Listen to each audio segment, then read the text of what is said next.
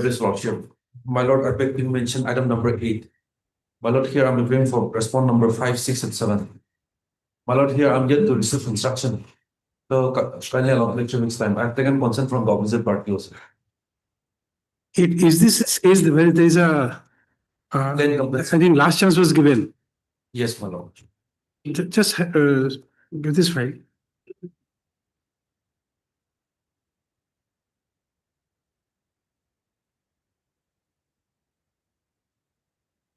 Yes, I.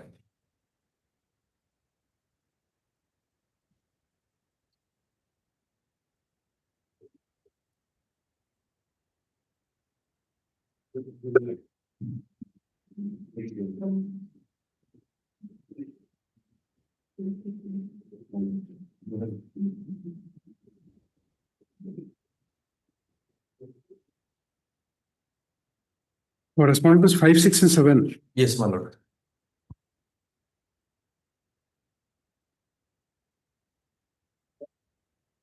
How much time?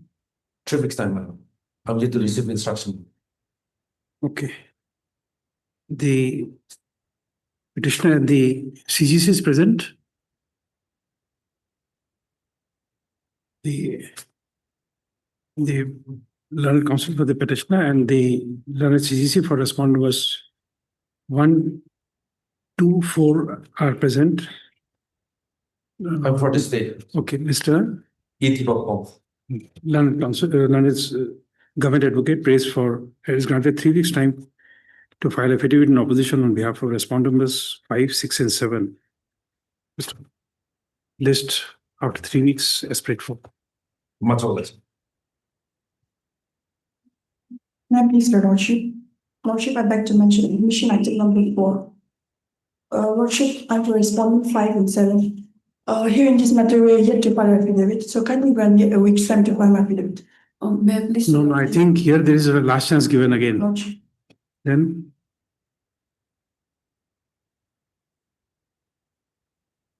because of the judicial order, you'll have to either move an application for modification. It is made clear that if the affidavits are not filed as directed above, no further opportunity shall be granted to respondent numbers 5, 6, and 7 to file any affidavits. Unless this is modified, we can't give you time. You have to proceed for hearing.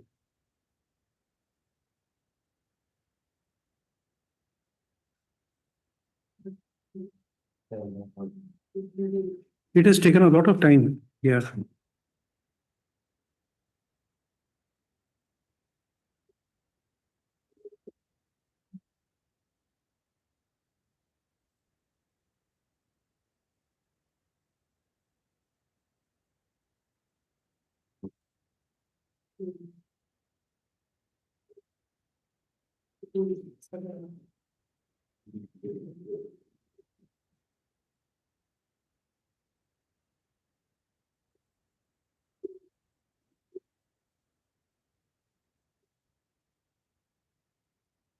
See, we'll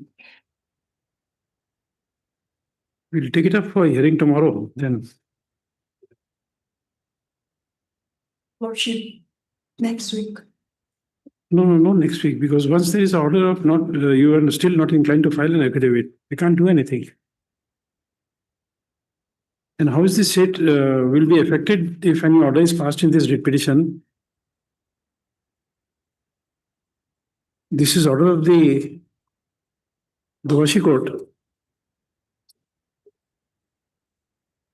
Is there any direction passed against the state? No. Or in favor of the state? No. Then why is the state taking time? Lordship, we are paying for the private respondents. We are paying for respondents. 5, 6, and 7 is private respondents. Yes, sir. So then we can't give you time. You had been given a lot of time.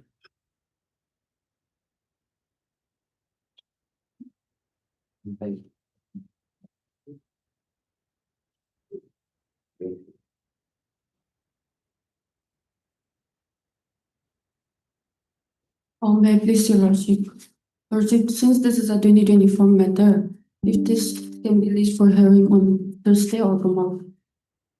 Just a moment. The voice is this. Make it slow. That voice is loud. I can't. Voice is cracking up. I can't hear it. Make it slow. Lower volume. Reduce the volume. Yes, please speak again. Please speak again. Since this is a 2024 matter, if this matter can be listed for hearing on Thursday or tomorrow. Tomorrow. Yes, Lordship. That's what we are trying to do. Lordship, if I may, my lord.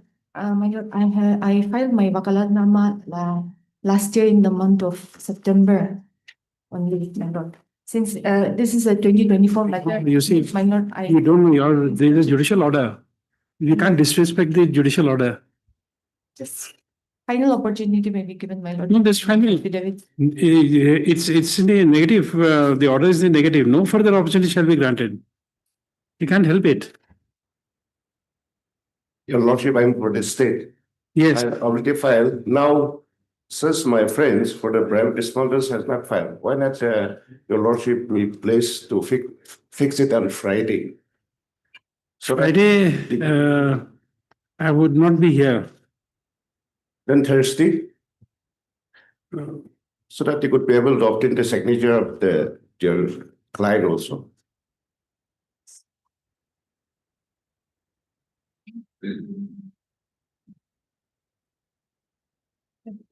Okay, then it goes to 5th of May. Okay, all sides are represented. The learned counsel for the respondent numbers 5, 6, and 7 prays for some more time to file affidavit. Stuff, however, in view of the order dated 26/3/2026, the prayer is rejected. Next para leaves the matter for consideration on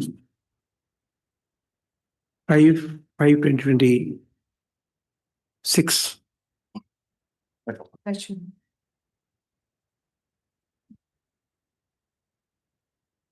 Yes, Your Lordship, I'd like to mention here in item number 21, Your Lordship. Hmm? Here in item number 21, Your Lordship. 21. Yes, Chair. Since leading counsel H Mukam, it's at the dispose if the matter can be taken up after 2 weeks, Your Lordship. And also, Okay. Your Lordship, if the leading counsel name can be reflected in the cause list, Your Lordship. You give the name to the Yes, Your Lordship. to the secretary. He'll get it. You want his name to be reflected in the cause list. Yes, his name. Okay. Both sides are represented. On the prayer made by learned counsel for the petitioner, the matter stands adjourned today. Next para on her prayer, the registry shall reflect the name of so and so as learned counsel for the petitioner while listing the matter next. List on after 2 weeks, Your Lordship. list after 2 weeks.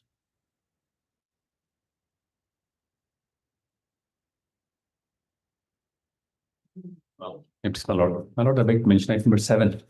I'm furious on the 8.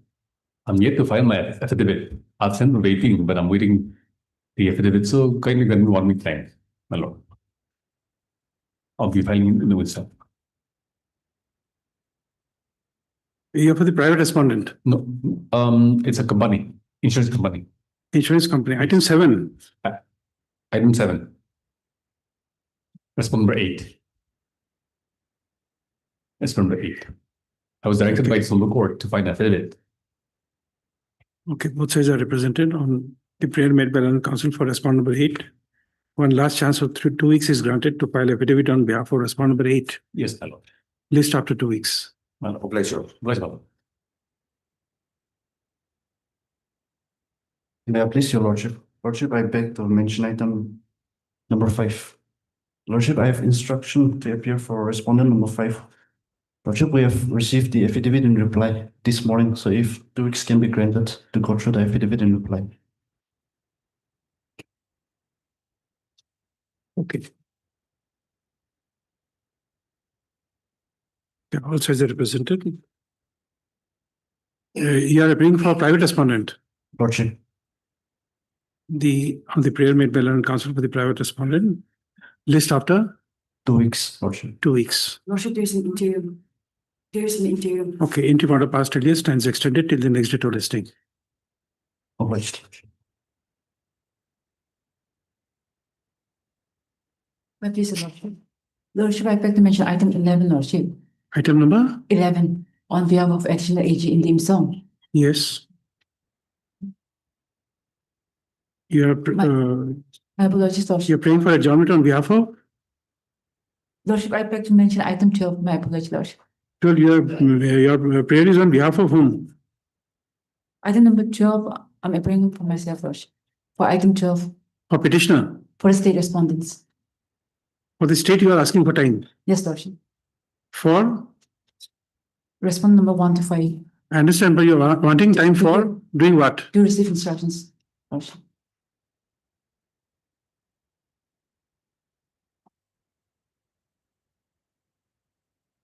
Just see, let us see, item 12.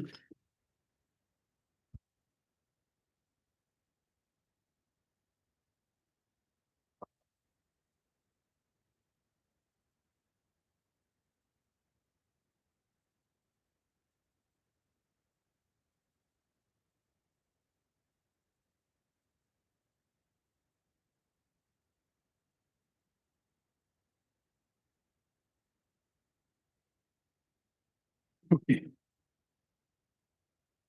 Both sides are represented on the prayer made by learned government advocate. How much time you are requiring? 3 weeks, Lordship. 2 weeks time is granted to file affidavit in opposition in the matter. List after 2 weeks. Lordship, I have similar prayer for item 13 on behalf of Deepika, Lordship. Item Item 13. 13. Yes, Lordship. If this matter can be listed up to 3 weeks, I'm yet to file my affidavit in opposition, Lordship. For the government. Yes, Lordship. Okay, same order. Same order. Item 13 also. Your Lordship, the interim order passed and gala to Kali. Pardon me? It is an interim order. That gala to Kali. Okay, interim order passed list and is extended to the next date of listing. Lordship, I beg to mention item 22, Lordship, hearing item 22. Item 22. 22, Lordship, on behalf of additional AG in Dim Sum. If this matter can be listed on Thursday. Yes. Yes, no, this is. Okay, both sides are represented on the prayer made by an government advocate. The matter stands adjourned today. List after On Thursday, Lordship. Thursday. Okay. Thursday is 30. No. Either you do it on Wednesday or it goes to next week. Lordship, my appearance may kindly be reflected. I am correspondent 2, 3, 6, and 7. Give your name in a slip of paper.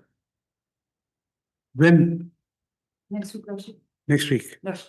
Then make it list on 5/5/2026 on the prayer made by council for respondent number. Your forest 2, 3, and 2, 3, 6, and 7. 2, 3, 6 and 7. 6 and 7, comma is registry shall reflect the name, his name in the cause list by listing the matter next. You give his name. Okay.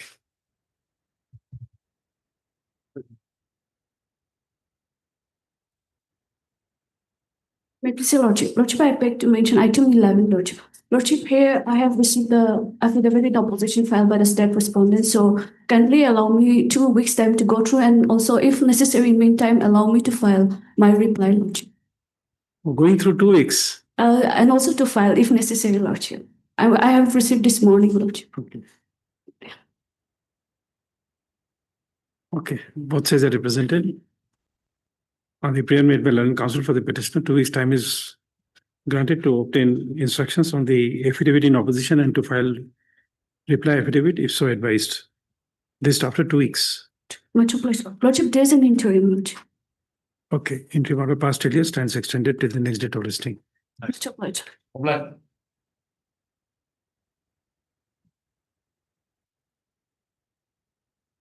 Mr. Lordship, big mention item number 13. Item number 13. 13. 13, somebody already made prayer.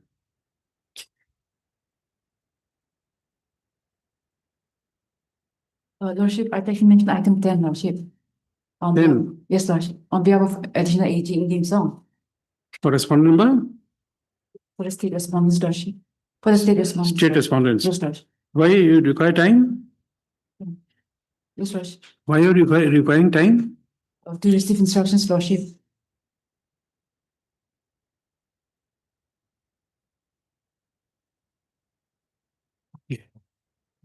Both sides are represented on the prayer made by an government advocate. 2 weeks further time is granted to the state to file their affidavit.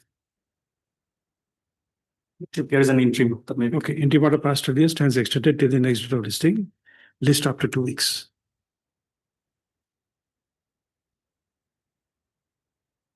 For motion, item number 1.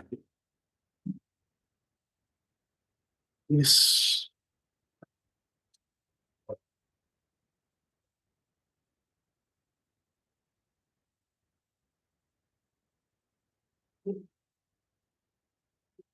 Yes, goes for the state. It has to be state.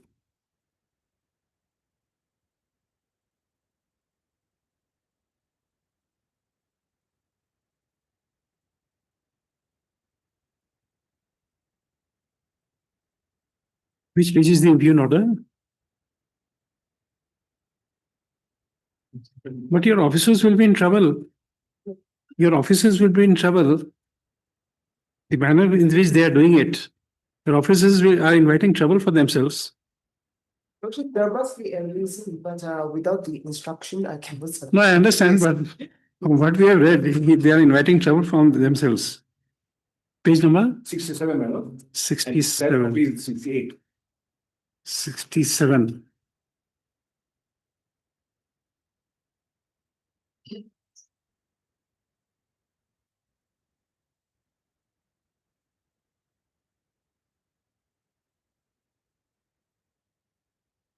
In fact, it shocks the conscience of the court, the manner in which they are doing it.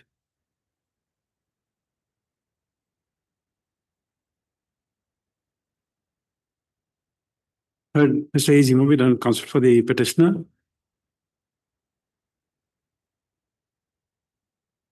And Mr. Sukuri done additional advocate general for the state. Next para.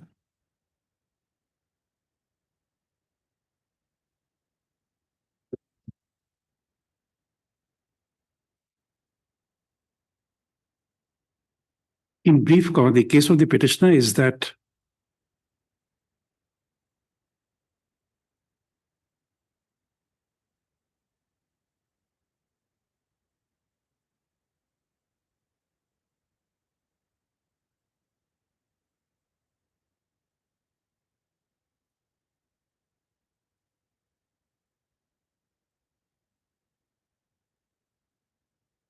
the petitioner is a male or a female. So, a female, my lord. That she had initially been appointed as a sweeper on contingency basis, and she had made a representation for grant of scale of pay. However, as no action was taken, the petitioner approached this court by filing a writ petition, and this court, by order dated 14/6/2022, passed in WBC 228 of 2019,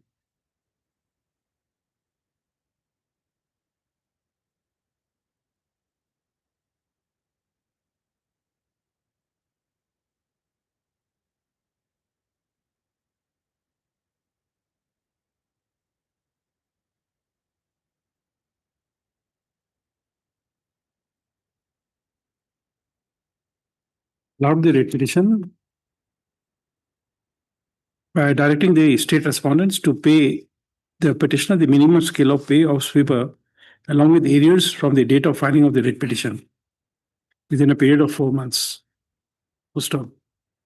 The said order was unsuccessfully assailed in WA 25 of 2022, which was dismissed by order dated 20 January 2023.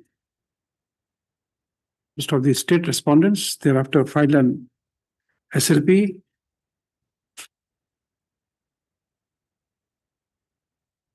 and the Supreme Court of India, by taking note of the affidavit of the Chief Secretary of the state,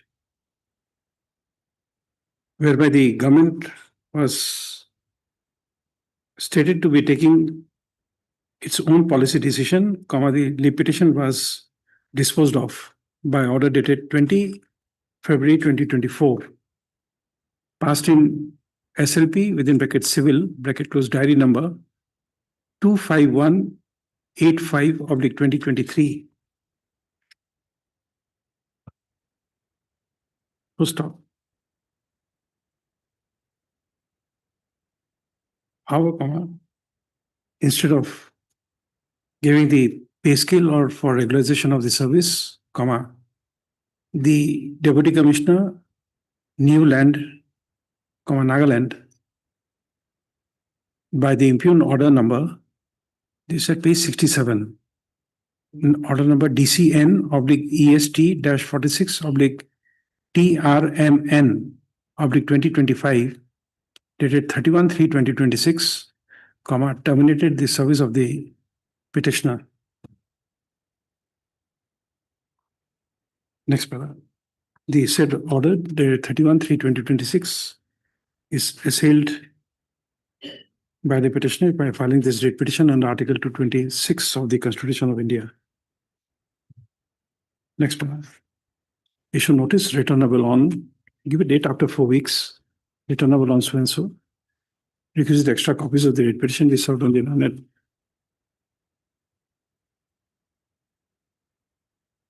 Now the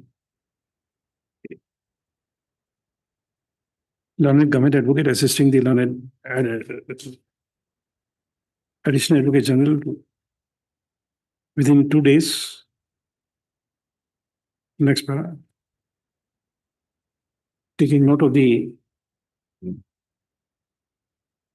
background as indicated above. Comma, as an interim measure, comma, the said order, the impugn order number DCN, page 67, dated 31/3/2026, shall remain stayed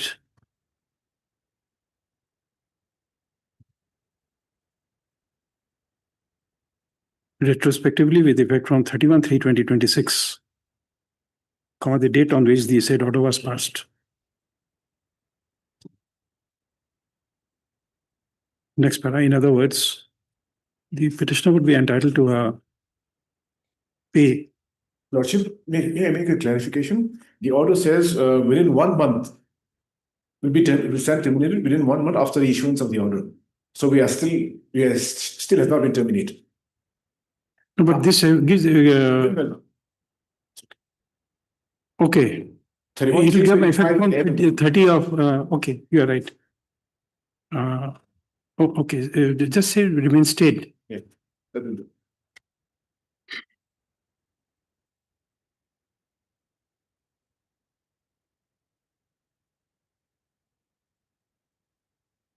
So in other words, the order of termination shall not be given effect to. Yes, Next para, based on so and so. 26. After 4 weeks, give a date.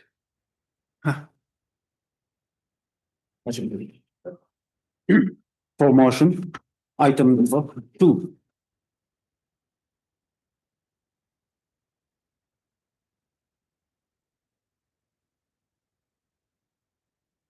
may I- some facts for This we are issuing only a notice. yes, madam. In fact, The appeal. no, we'll have to tell you something. Come to page 31. These two things you have not given in the, you're not annexed in the writ petition. The High Court order, we don't know what it is, Hello. and the advertisement is not here. So we don't know what the writ petition is all about. I'm sorry, my lord. Page 31, Yes, my lord. first paragraph is the reference to a High Court order, Yes, my lord. and second is that advertisement. Yes, ma'am. Both are not annexed here. This is the second advertisement. The first advertisement is near to. No, but under what circumstances the first orders were passed, we don't know. So therefore, we are only issuing a notice here. Page 30, my lord. Page, 30. Page 30. yes. So the process of this advertisement is resumed by page 31. Page 30. No, we couldn't understand this. You see, the come to the at the top, the date is not there, and down below the date is 21/7/22, my lord. 21/7/22. But in this order, May I explain, my lord? So there is a provision for a limited departmental examination for in-service teachers. yes, Yes. So in the year 2022, when this advertisement came out, some teachers, they challenged the virus of that rules, saying that there should be no limited departmental examination and the entire quota should go for promotion. So that was challenged. Because of that challenge, this 22 advertisement was stayed. The challenge to the rules was rejected. And after the challenge was rejected, this page 31 came out here. And page 31 now says the departmental examination will begin from 6th May. Next page, page 32, my lord. departmental examination has to go on because we can't stop it. If people are otherwise meritorious, they And can't be allowed to stagnate. it is on the 6th of May, my lord. Yeah. 6th of May. Today we are on the 27th. If you have a short date, can be given the name of daily instructions. We can hear it. Lordship, In this matter for stay, I have a strong objection. The petitioner, they do not have the. No, in fact, he's not even pressing for that. He says give a short date before 6th. Yes, because your lordship, he has not even challenged the, if your lordship come to page 31. But that's okay. Mr. Jimmy is not even praying for a stay right now. He's saying that issue a notice short date before 6th. Before 6. Lordship, otherwise, even if you go through the various the documents also, they do not have the locus. Because lordship, they are gathered into the state cadiment only in 2022. So they have not served for 10 years, your lordship, in order to be eligible to participate in the LDE exam. A short date, Madam. Before the 6th.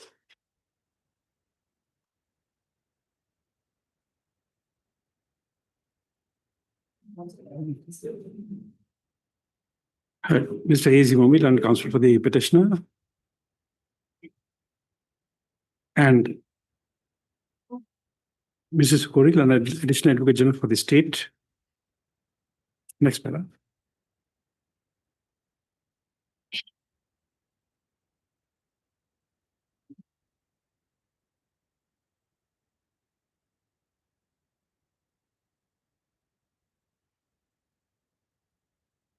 By filing this writ petition on Article 226 of the Constitution of India, the petitioner has assailed the advertisement dated 21/7/2022 within bracket annexure 1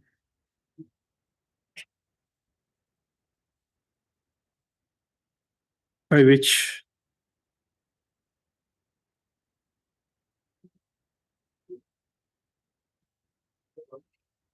applications were invited for filling up 56 vacancies of assistant headmaster oblique junior education officer through limited departmental examination.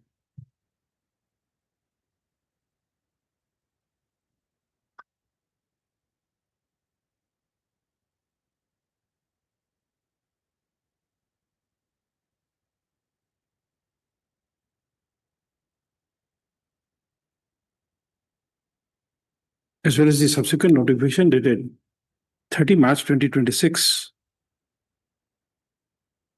by which the examination was scheduled on 6/5/2026. Issue notice returnable on 4th, my lord, Monday.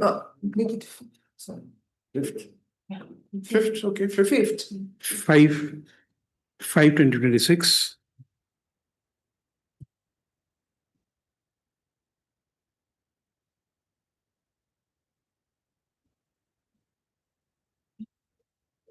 Next, requisite extra copies of the writ petition be served on the learned government advocate assisting the learned additional advocate general in course of the day. Next paragraph, list on 5/5/2026. The NPSC is also a party standing council. 5 by justice service, madam. NPSC number 5. Respondent number 5. NPSC must have a standing council here. I'm not sure. Earlier it was a standing council, but now I'm not sure, man. Justice service, respondent number 5. Okay. NPSC doesn't have a standing council here, but it's surprising.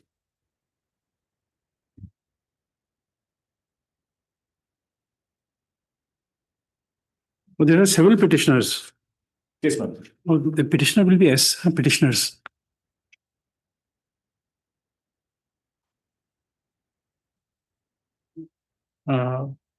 After we said that extra copies within 2 days, in course of the day, then next paragraph you say the petitioner shall serve notice on the respondent number 5 by justice service by routing the process through the registry of the court, and upon service, an affidavit of service shall be filed prior to the next date of listing.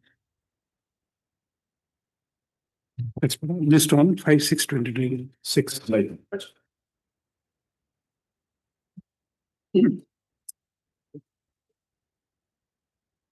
Promotion item number 3.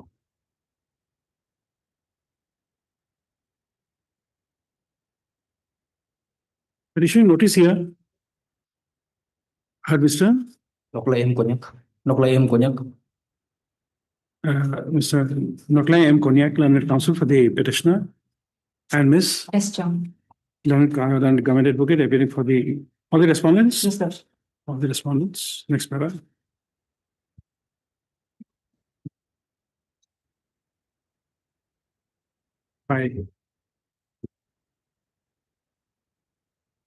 By filing this petition under Article 226 of the Constitution of India,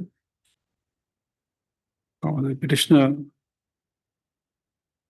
is seeking a direction upon the respondent authorities for grant of scale of pay to the petitioner as per OM dated 5/3/2025 and to regularize his service as per OM dated 17/3/2015. Expiration notice returnable on give a fixed date after 4 weeks, returnable on so and so. Extra copies is served on the government advocate within 2 days. Next para, list on so and so.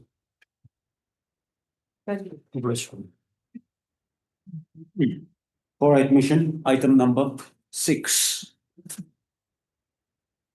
In the last case, give a fixed date after 4 weeks. In item 3. Yes, item 6. Your Lordship, we have received the affidavit in reply today only. So we have received the affidavit in reply today. So we will seek 3 weeks time for each other affidavit.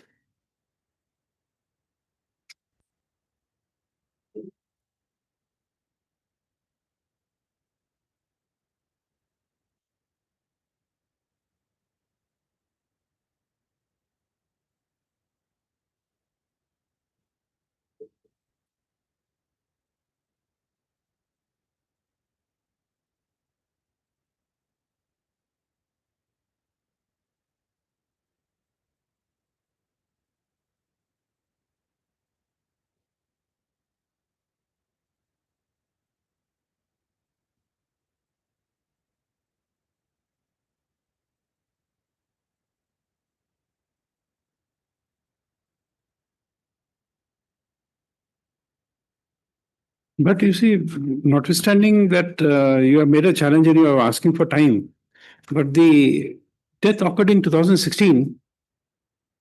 You will not be entitled to compassionate appointment.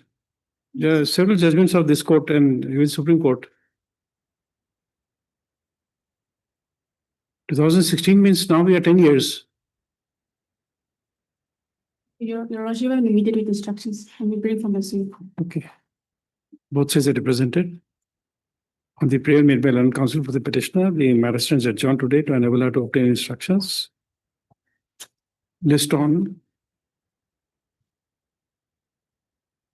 After how much time? 3 weeks. 2 weeks.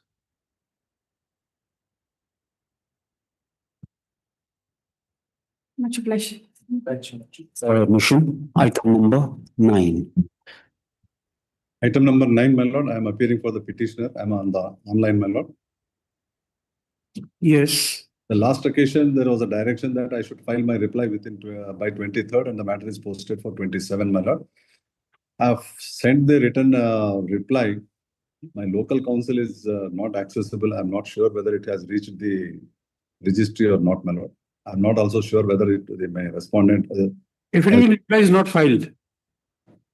I sent it, my lord, but I'm not sure whether it is filed. So your lordship may have it next Monday, my lord. In the meanwhile, I'll ensure that it is filed. Okay. And central government has not filed any counter, my lord. Central government is also a party. And throughout my claim is that I have paid the IGST, that is, I have paid the tax to the central government. And the state government says that since its account has not been settled by the center, they will withhold my money. That is the case. So therefore, center also has to file its counter, my lord. Your case is that you have incorrectly filed GSTR 1. No, they say incorrectly, but I have paid correctly to the central government, IGST. Now it is IGST paid, my lord. The IGST will be transferred by the central government to the state government. The state government says its account has not been settled. Now it is between them whether the central government has paid it to the state or not. But I, as a taxpayer, I have paid the tax IGST. And I cannot be, my monies cannot be held. And the state government has to pass some order and it can withhold the money if it has any jurisdiction. Till date, it has not even issued a show cause notice, not passed any order, no demand. When there is a no demand from the state, it can't hold my money. That is my case, all the entire case, my lord. Okay.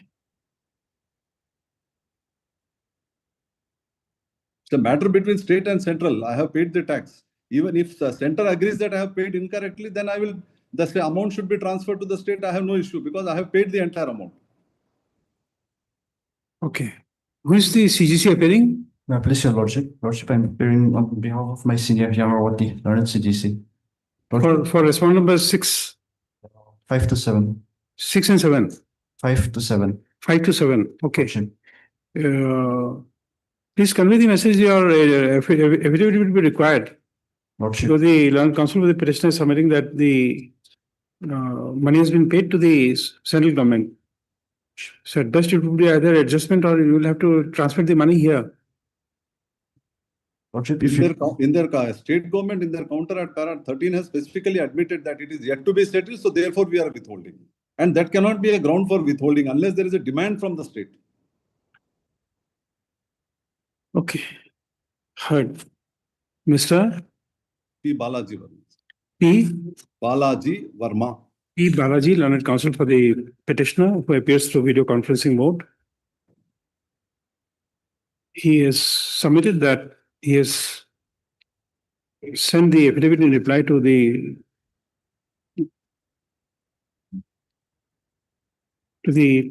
local council here, but for filing, full stop. The same has not been filed till date. Full stop. Accordingly, the learned counsel for the petitioner plays for some time to file the affidavit in reply. Next para.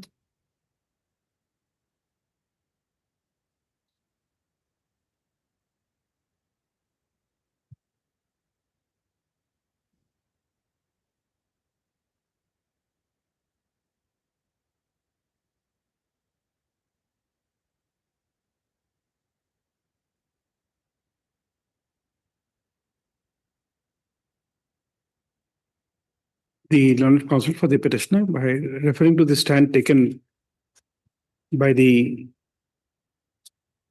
state respondents in their affidavit in opposition At para 13, man. At para 13, has submitted that the case of the petitioner is that the amount of taxes under the IGST regime has been deposited before the central government. And therefore,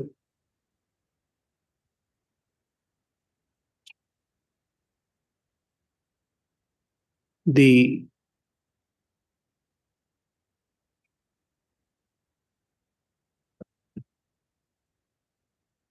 demand is there. No, man. No demand is there from the state taxes, man. It is only the water works department which has availed my services. He has to pay my consideration, which withheld, man. Sorry, GST has no, state GST has not raised any demand. You said IGST, Mr. Bhawa, the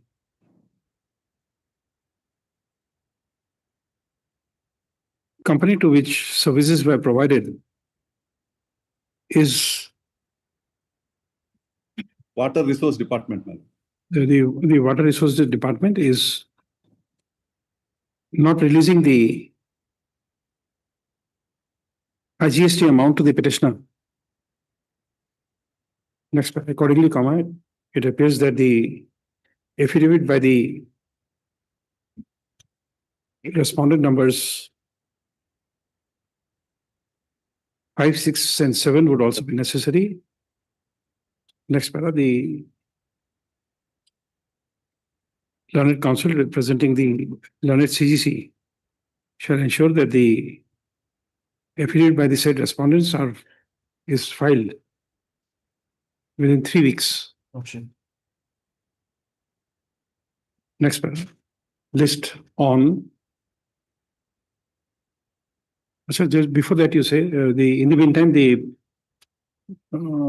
within a week, the petitioner shall also file their affidavit in the counter affidavit. List on, give a date after 3 weeks.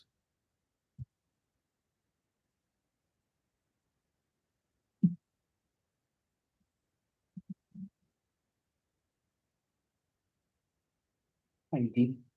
19th of May. Obliged.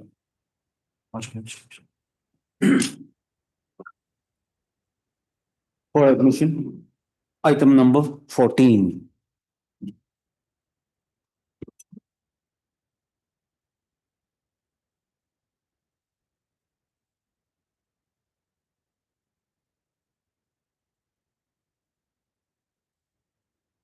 Worship, the meetings are complete. Item is fixed. Can we have the hearing or not?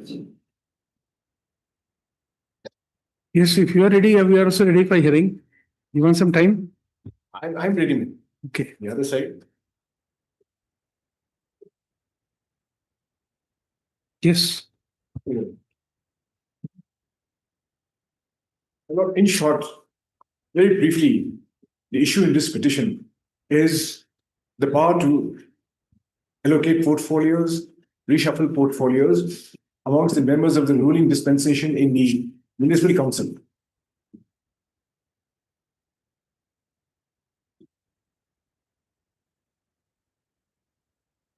So when after the elections to the DMC and after DMC came into being, there was a ruling dispensation of the NPF and NPP parties in a total of 17 councillors. Out of these 17 councillors, the petitioner here is the chairperson.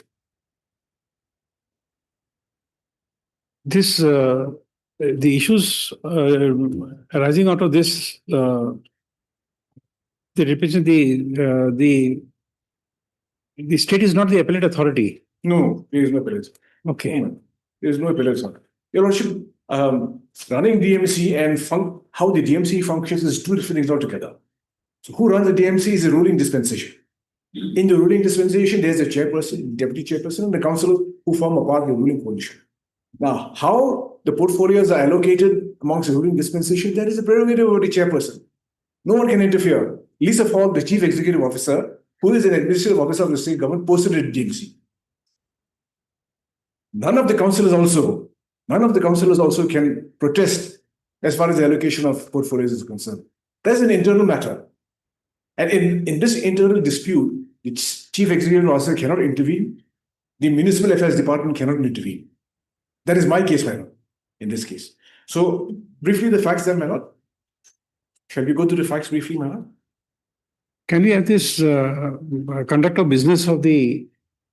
We have the act.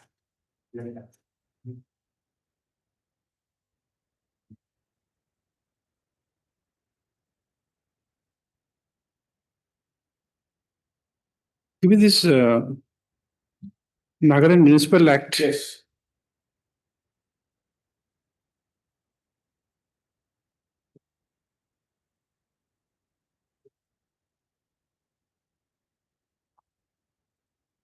Can you go to the preamble first at page 1, Your Lordship? Just a moment. Let me just acquaint myself with Very well. Section 77, I am told is required. Section 77. Because this impugn order is at page 55, it refers to non-observation of section 77(2). Yes, my lord. So, section 77, powers of government to require production of documents. The heading, my lord, and submission of reports. 2, every municipality shall forward to the government the proceedings of the meetings of the municipality and of a committee thereof within such time and in such manner as may be prescribed. Submit to the government such periodical reports relating to the affairs of the municipality as the government may direct. This has got nothing to do with the assignment of portfolios, man. 77. Chapter 5 starts from which section? Chapter 5 starts from, my lord, section 68. 60A. 68. 60A. 60A is oath of affirmation. B is prohibition against sitting and voting before making such oath of affirmation. And 60D is for time for holding meetings. 60D is convening of a meeting. Yes. For 60D is for convening of a meeting. It says the chairperson or in his absence, the deputy chairperson of a municipal council, the town council may convene an ordinary or special meeting at any time whenever he or she thinks fit. Has your lordship got that? And this is for the purposes of the functioning of the DMC, of the municipal council. But the allocation of portfolios has got no relation with this. Lordship. No, because why I could not follow, because first of all, the Nagaland Municipal was not available with me. Yes, my lord. Second is that because of the procedural lapse in the affidavit of the state, we don't find a very clear stand. What procedure was? They're relying on this, my lord, 60T. They're saying that I have violated chapter 4. But no, but that's not spelled out in the affidavit. Yes, my lord. Where is that? I missed it then. Page 3, para 6.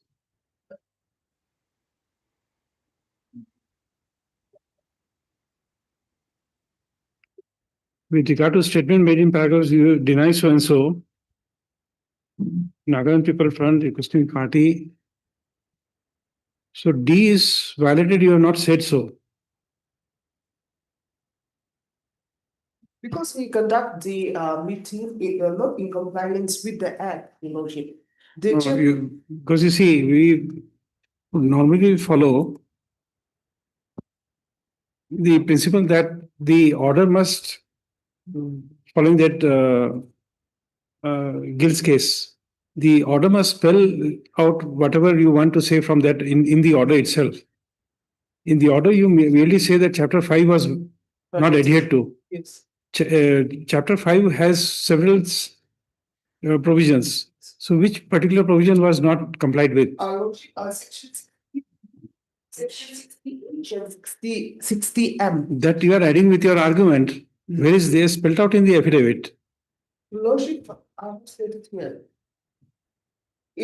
Page 4, the last paragraph.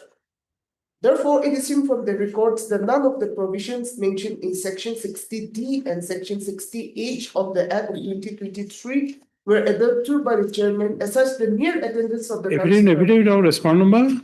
1, 2, and 3. Okay, I'm sorry, I was reading respond number 4. Oh. Yes.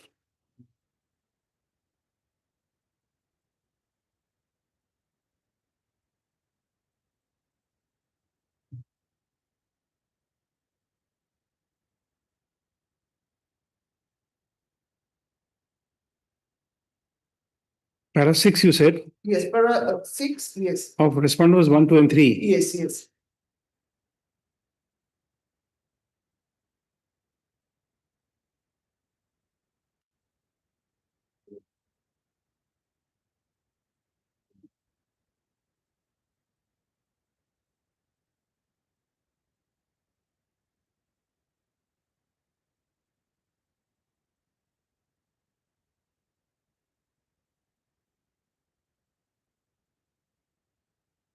D and 60H. That's what the state says.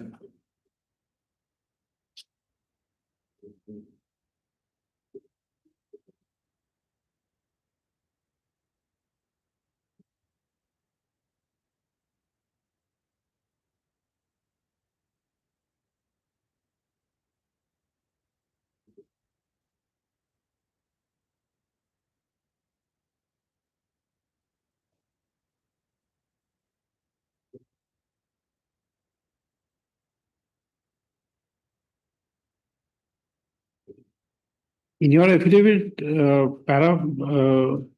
page 4, paragraph 6, part of paragraph 6, is the state saying It is most unfortunate that the state respondents are rejecting and are ignoring fundamental principles of democracy so as to favor the cause of respondent number 4.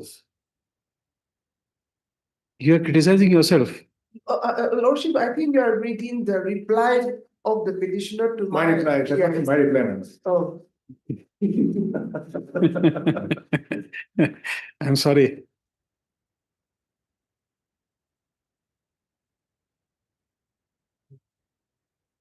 My affidavit, page 3, parasis, his lordship got it. Lordship. Yes, yes.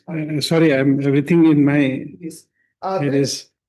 That with regard to the statement made in paragraph 9 and 10 of the writ petition, the deponent submits that there is no material to show that the meeting dated 15/12/2025, summoned by the chairperson petitioner, was conducted in compliance with the provisions of the Act. Rather, the action of the chairman petitioner is in deviation of the provision of the Act.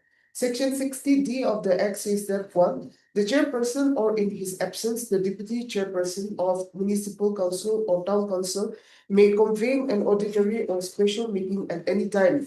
Roman 1. Whenever he or she thinks fit, and Roman 2. On a requisition specified in writing for the purpose of meeting and signed by not less than 1/3 of the total numbers of members, excluding the nominated members, provided that no business other than that as specified in the requisition shall be transacted in such meeting, and the quorum for such meeting shall be mentioned in subsection of section 60F.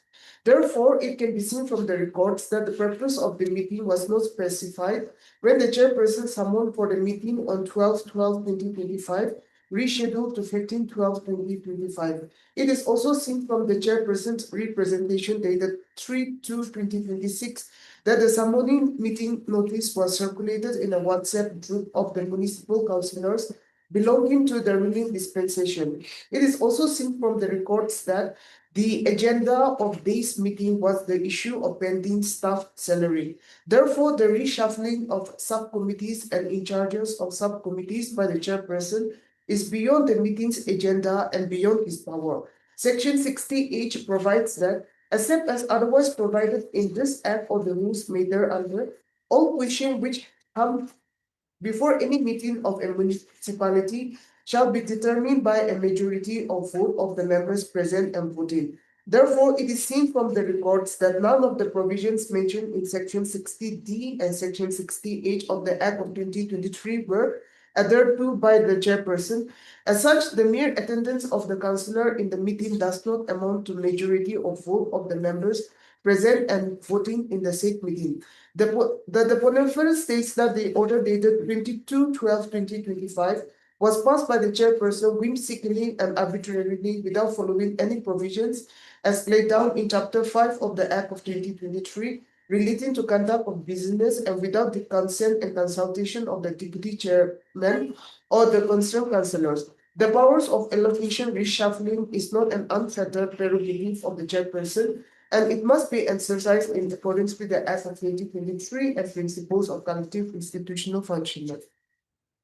And where is the power of the state to interfere? Our worship is at 79, section 79, Lordship. Lordship may see that the petitioner has Section 79. Section 79. Lordship may come to page 60 of the writ petition. Just go to 16. Section 79. Oh.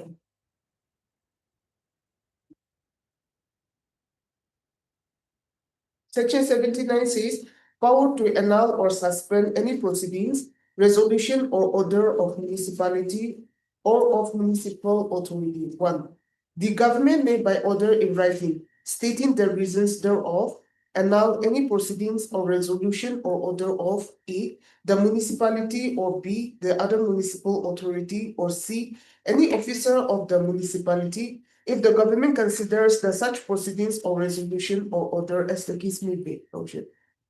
Then section 61, Your Lordship. This is the power of the government to issue direction. 81. Yes, 81.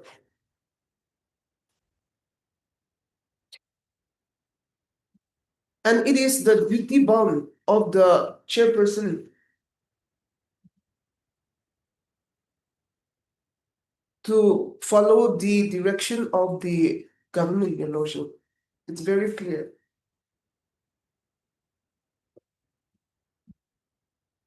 And where is the direction of the government? 81. Section 81, Lordship. No, in this case, where is the direction given by the state government? Page 55. Page, Page 55.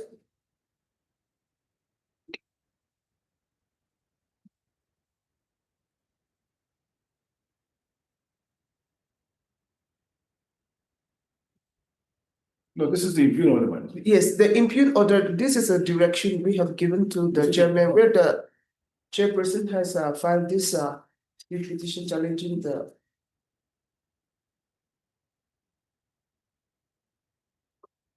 page 55 of the writ petition notice.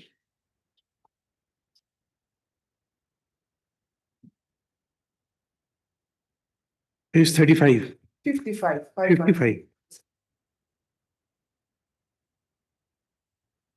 Middle portion. Now therefore, in exercise of the power conferred under section 81 of the NMA 2023, the following directive is hereby issued for necessary compliance. 1. That the order issued by number such and such dated 22 December 2025 shall be considered null and void. 2. The chairperson shall call for a meeting afresh for a special discussion on revenue collection and assignment of committees to the elected councillors as per provision of Chapter 5 Conduct of Business of the NMA 2023. 3. Under Section 60M, the CEO shall prepare a detailed report of the revenue collection and shall present before the meeting so convened. 4. In compliance to Section 77, Clause 2, Clause A, DMC shall forward the proceedings of the meeting to the government for necessary approval. 5. That DMC shall strictly adhere to the general advisory guidelines issued by number such and such dated 26 July 2024 and to the memorandum reminder issued dated 4 September 2024. So, Lordship, we have declared the order passed by the chairperson as null and void and directed him to call for a meeting afresh. Okay. Yes. Okay, we'll hear Mr. Zimomi, then come back to you. This one. Yes.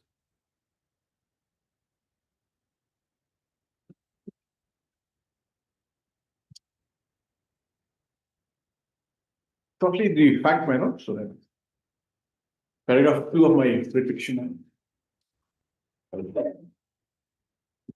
Paragraph? Paragraph 2 of my writ petition. Paragraph 2. Your Lordship, paragraph 2. The schedule for elections to the municipal and town councils was published by notification dated 29/4/2024. This is the first time the municipal councils and town councils came into existence in the state. That's why these facts are important, madam. This is the first time. 29/4/2024. In accordance thereof, on 26/6/2024, elections were held in municipal and town councils in the state. The petitioner contested as a candidate from the NPF party from Ward 15, Dimapur district, Nagaland. This one, number 4, also contested as a candidate from the NPF from Ward number 21 from the same party. Can you note that, my lord?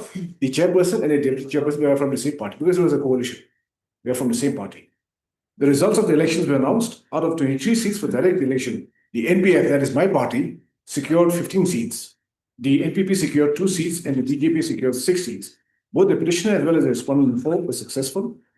The elected members assumed office on 5/7/24 and the Dimapur Municipal Council, hereinafter for the DMC, was constituted. The NPF and the NPP, with 17 members, formed the coalition and became the ruling combine. So we are the ruling combine, the NPP and the NPF. Subsequently, the petitioner and respondent number 4 were elected as chairperson and deputy chairperson of the DMC respectively. 4, by letter dated 26/7/2024. Oh, your lordship was querying the learned AAG about what is the directions, what is the policy direction. This is what it is, matters. And issue 2. Just a moment.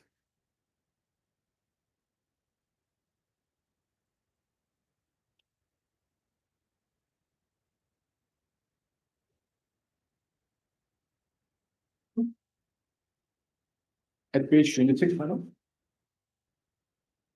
Issue 2.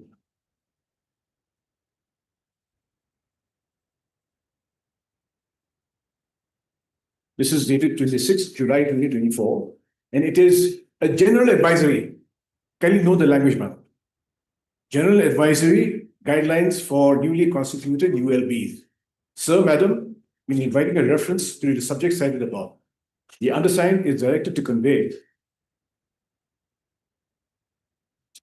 that for the purpose of proper coordination between the government, the directorate, and the ULBs, and to provide uniformity in matters of administration and implementation of schemes and programs.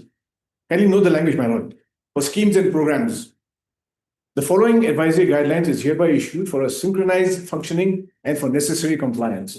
1. Advisory guidelines for day-to-day administrative functioning of the ULBs is hereby issued as and shown as Annexure A. List of basic functions by the ULBs at present is shown as Annexure B. Suggested list of committees. Can you know the language, manner? Suggested list of committees to be constituted on similarly linked subjects in a staggered manner with a convener and a member secretary is hereby issued as shown in Annexure C. So this is important, man. 3. Suggested list of committees. So each committee will have a list of committees. So basically portfolios, man. Suggested list of committees to be constituted on similarly linked subjects in a staggered manner with a convener and member. So these committees will have conveners and members. That is the general guideline. This is for information and necessary action, please. The next page at page 27. General advisory guidelines for day-to-day administrative functioning of the ULBs. Setting up of committees with conveners and members. Procedure for approving and signing authority. All recommendations of the committees and files to be approved by chairperson and orders and notice to be issued under the signature of the CEO, EO. This is important, my lord. All recommendations of the committees and files to be approved by the chairperson and orders and notice to be issued under the signature of the CEO, EO. CEO, EO has no authority. He will only issue after the orders have been signed by the chairperson. Then all revenue should be deposited in the dedicated bank account, etc., etc. The bank account, etc.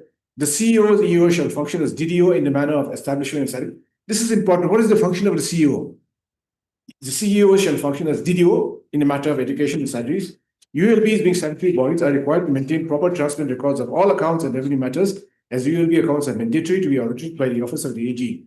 Meetings to be attended by the chairperson or his, her nominee. Meetings to be attended by the chairperson or his, her nominee. This is important, Your Lordship. These are powers which are the chairperson's powers alone. Attendance in DPDP, DDMA, RTA committee meetings to be as per government notification. Suggested sources of revenue in the ULBs. Issue renewal trade license from shops, etc., etc. Market rent collection and property rent allocation. Household residential sanitation fee. Commercial sanitation fee. Vehicle parking fees. Advertisement tax. Coupons for import and export of non-GST items. Construction permits. Fines and penalties. Temporary permits. Utility hire fees. Any tax fee to be levied by the ULBs as issued by the state government through notification from time to time.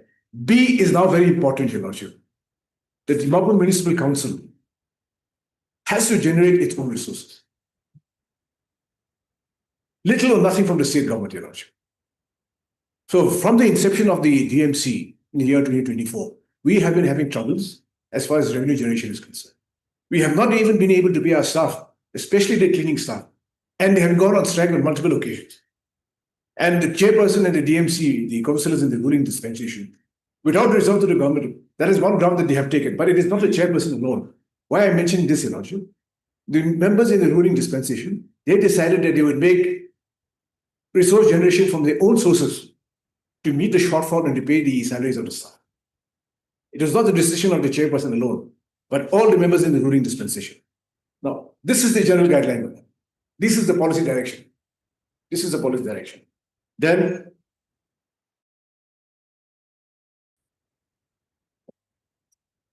the same paragraph, Madam, continuing with paragraph 4, in accordance with the provisions of the Municipal Act of 2023, as well as the guidelines, the undersigned as chairperson of the DMC issued order dated 13/8/24. By this order, councillors were appointed as members in charge of the various subcommittees. Convener, we've called them now members in charge of the subcommittee. The work allocation is akin to the distribution of portfolio. This is important, Lordship. This order dated 13/8/24. It was issued by me as the chairperson. I allocated portfolios. What is happening now, Your Lordship, is that the deputy chairperson who filed a frivolous and false complaint, she doesn't want the reshuffling order to take effect. She wants the previous order to, which I issued, to take effect. And she's saying the latter order is bad, the previous order is good. The state is also jumping on the bandwagon of the respondent number 4 and saying that my last order is bad, previous order is good. There is no dispute that I have the authority to issue the order dated 13/8/24. There is no dispute that I have the authority to issue the allocate portfolios. A fundamental point, Your Lordship. A fundamental point.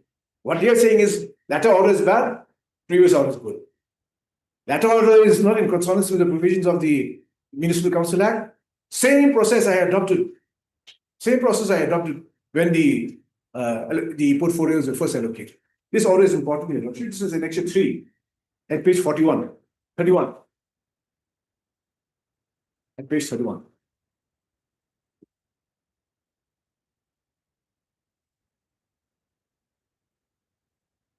At page 31.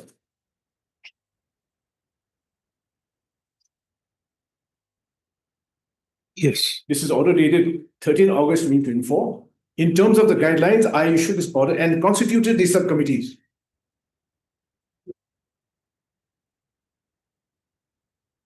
And in each subcommittee, the last line, each subcommittee, I appointed the member in charge of the subcommittee. In each of the last subcommittee, the last line in each number, Your Lordship. So number 1, there is Shrimati Imina Stephen Azul. That is the deputy chairperson who filed the so-called complaint against me.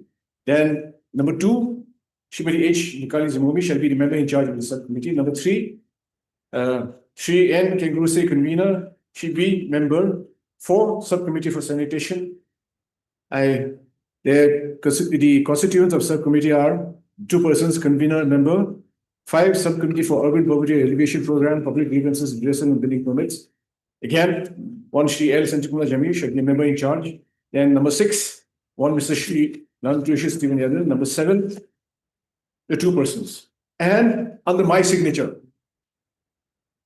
Your Lordship may kindly see at the bottom of the page, Chairperson, Dimapur Municipal Council, Nagaland. Page 33 also, Your Lordship. Continuation. Page 34. Page 33, at the bottom of the page, the last paragraph. Page 33. With a view, page 33, at the bottom of the page, with a view to ensure smooth functioning of the Dimapur Municipal Council, the aforesaid subcommittees and in charges have been formed in conformity with the guidelines, provisions of the Nagaland Municipal Act 2023. All the aforementioned subcommittees and in charges shall start functioning their respective assignments and duties as per the guidelines and as per the provisions prescribed in the NMC Act 2023. All subcommittees shall give monthly reports to the chairperson. In the event of non-functioning of any of the subcommittees, the resolution of the said subcommittee shall be under the control and supervision of the chairperson, as per section 65(3) of the NMC Act 2023. The chairperson shall exercise general supervision and control over the functioning of the municipal council, along with control over all subcommittees and in charges and all any other non-assigned function and duty as per section 65 of the Nagaland Municipal Council Act 2023.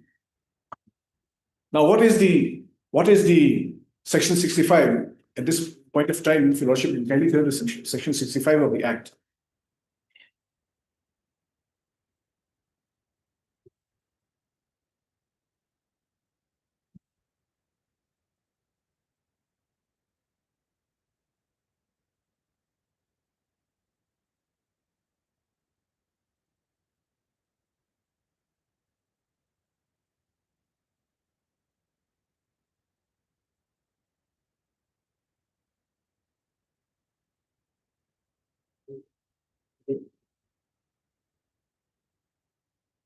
Yes.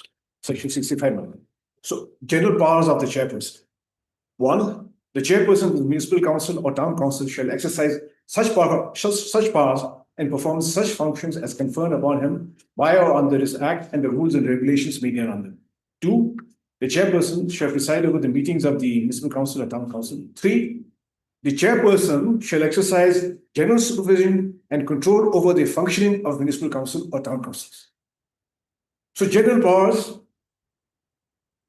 supervision and control. And your lordship is well aware of general powers of supervision and control. There's no need for any explanation as far as this is concerned. Now, as far as the power of the deputy chairperson, You are trying to say that insofar as the general powers are concerned, those are guided by the guidelines. And the power to appoint persons and the committees, that is exclusively vested on you. yes, madam. And for that, you don't have to do it in meetings and all. No, madam. Okay. Chapter 5 is about business, my lord.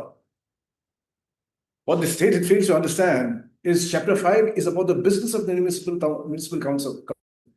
And the business includes the function, how it functions, what kind of matters are put to vote. Allocation of portfolios is not a subject matter of a vote, my lord. It is anathema to electoral representation to say that after members are elected to assembly or to parliament, what kind of portfolios they get will be subject to vote in the parliament or in the state assembly. Is that a concept which is palatable, my lord, in terms of electoral representation? Not at all, my lord. Not at all. So, how the chairperson forms a cabinet to assist him in the running of the GMC is one aspect of the matter.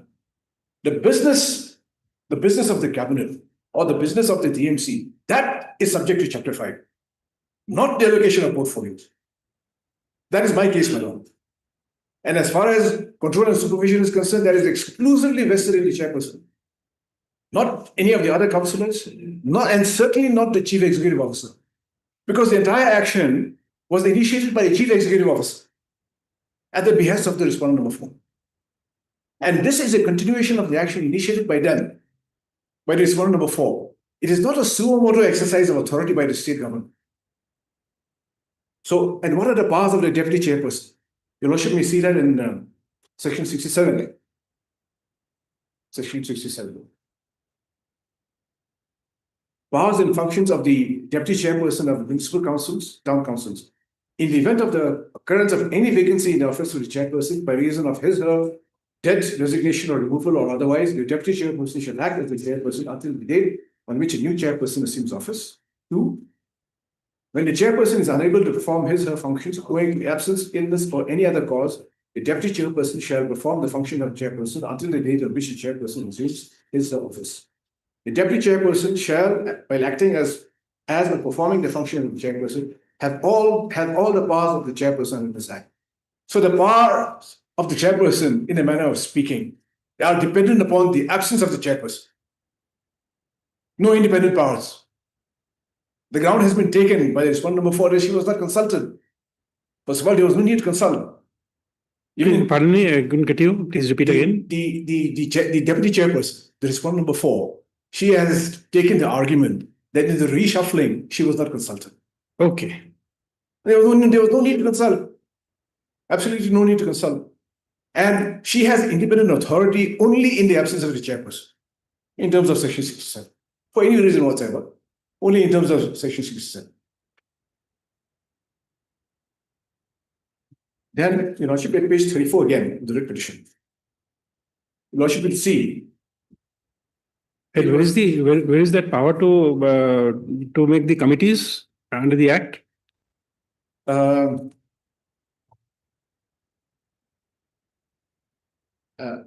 me see that.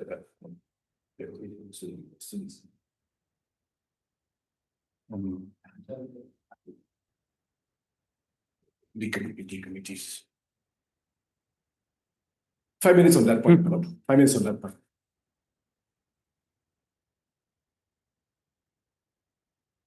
Yes, in the meantime, you can continue. Yes, in the meantime, I'll continue. At page 34, my lord, Your Lordship will see this order was issued by me. At page 34. Signed and issued by me.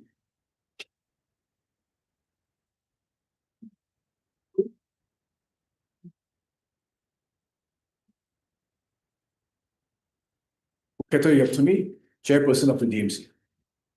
This was signed by you. Then, Annexure 4. Annexure 4. Again, policy guidelines, my lord, page 36. Annexure 4.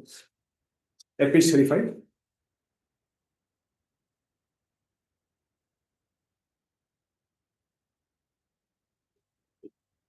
This is dated 4th September 2024.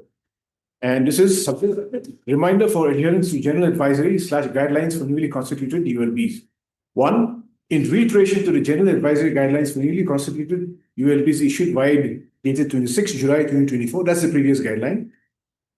A reminder is hereby issued to all ULBs to adhere to the guidelines / advisory as issued with special reference to Annexure A, containing the general advisory guidelines for day-to-day administrative functioning of the ULBs, and wherein deviation from the approved guideline advisory is as issued will be viewed seriously and will invite review of future release of funds and other privileges. 2. ULBs are to ensure that CEOs and EOs are allowed to perform their duties as listed in Annexure A of the General Advisory Guidelines and also as provided under Section 71 and Section 71A of the NMA 2023, which mandates that CEOs and EOs should carry out the day-to-day administration of the municipal councils and town councils, and which includes the function of signing on all correspondences, permits, orders, notifications, circulars, signing on checks with the chairperson and all instruments after having been approved and filed by the chairperson. Again, my lord, everything has to be approved by the chairperson of the municipal town councils concerned. 3. CEOs and EOs of the concerned ULBs are to ensure that Section 95 of the NMA 2023 is complied with, so by having bank accounts jointly operated with the chairperson. 4. It has also come to the knowledge of the government that some ULBs are not adhering to the scope of works provided for the one-time grant which was released recently. Such deviation from the approved scope of works without due approval will be seriously dealt with and will be liable for necessary refund as it amounts to misappropriation. Further, all elected members, councillors are to take charge of respective assignments with immediate effect. This is for kind information and strict guidelines. So these two documents, Your Lordship, are the guidelines which are enforced. The policy guidelines which are enforced. Nothing more. These are the two policy guidelines. Then, briefly to the facts matter. Paragraph 6, I have said that the expectation was that the formation of the DMC would bring much needed changes to the municipality, Dimapur town. However, the generation of resources for meeting the day-to-day needs of the DMC, including the payment of monthly salaries to its staff, became issues of concern. 7. Under the stewardship of the petitioner, meetings were convened on multiple occasions with councillors placed in charge of various sub-committees. Their attention was drawn to Annexure A of the guidelines, also the provisions of the Act of 2023. Repeated discussions were held with regard to dedication and transparency in resource generation so as to meet the needs of the DMC. However, the shortfall in revenue receipts did not improve. Your Lordship may read in between the lines when I'm making these statements. Resource generation, shortfall, repeated meetings, and yet the situation did not improve. Then, paragraph 8. The problem of the resource crunch continued to recur. On account of non-payment of salaries, the sanitation staff of the DMC went on strike for 2 days, on the 11th and 12th of December 2025. Upon negotiations and assurance of the payment of salaries, they resumed work. Next page, Manoj. That in these precarious financial circumstances, the petitioner summoned a meeting on 12/12/2025. However, most of the councillors expressed their inability to attend due to previous engagements. As such, the meeting was postponed to 15/12/2025. On the said date, the respondent number 4 conveyed her apologies. The respondent number 4 in this case now conveyed her apologies for not being able to attend the meeting. 14 out of the 17 councillors in the ruling dispensation attended the meeting. These facts are important, madam. 14 out of the 17 councillors. The issue of non-payment of salaries for the sanitation staff and the abstention from work was noted. The payment of areas was discussed and the councillors were requested for suggestions on this issue. Since no solutions were forthcoming, the petitioner as the chairperson undertook to personally bear the responsibility of raising resources to pay at least a part of the areas of salaries after a few days. Considering the dire financial circumstances, it was also felt necessary to reshuffle the councillors in charge of the subcommittees. The same was agreed upon by the councillors present at the meeting. A copy of the minutes dated 15/12/2025 is hereto annexed and marked as Annexure 5. If you can go to the minutes now, my lord, Annexure 5, page 38.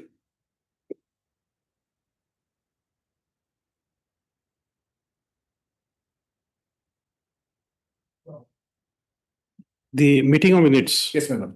Page 38.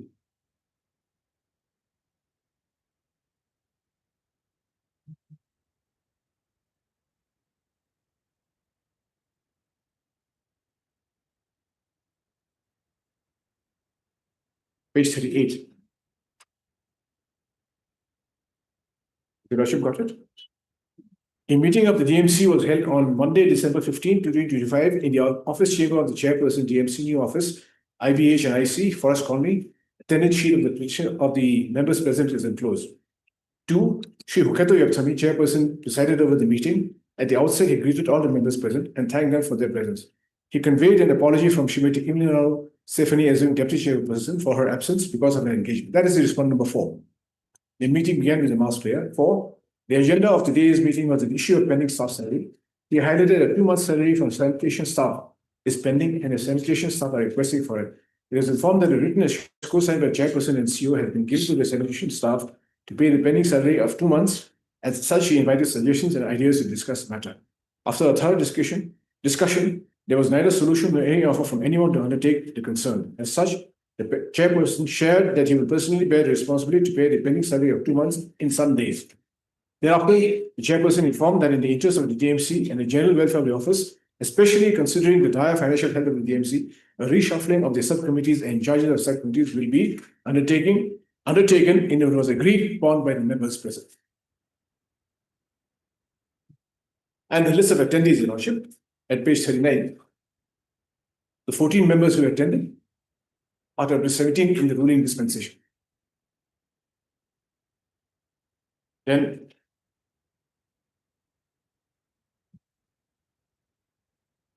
In the meeting, what is the quorum?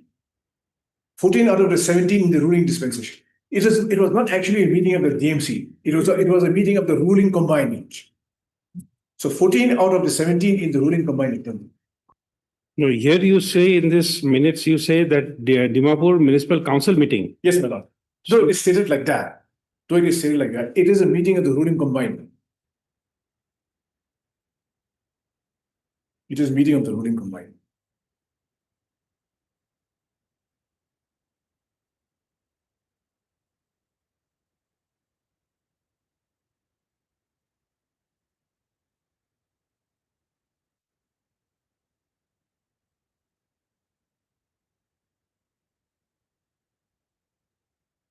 Can I go on, my lord? Just a moment.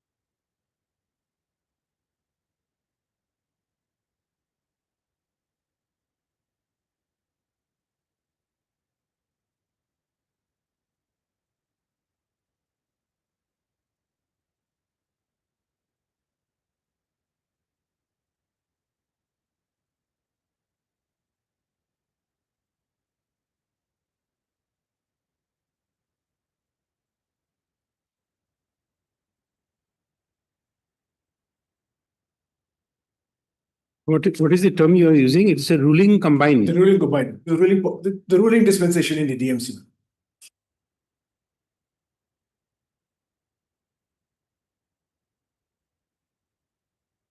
Though not on the same scale, my lord. It's like the Council of Ministers.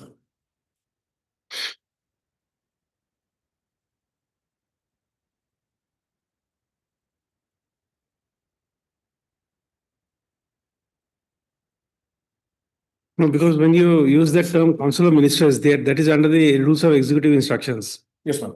So they have these cabinet meetings, Right. and it is scheduled, and all the decisions taken are later on notified. My lord. So they have a sanction in law. My lord. But this ruling combined, we don't understand. If it is there sanctioned by the Act, My lord. or it's not sanctioned by the Act, we don't know. My lord. Because as far as rules, regulations are concerned, at the moment we just have the rules, the Act. No rules, no regulations have been framed so far. Nothing has been framed, man.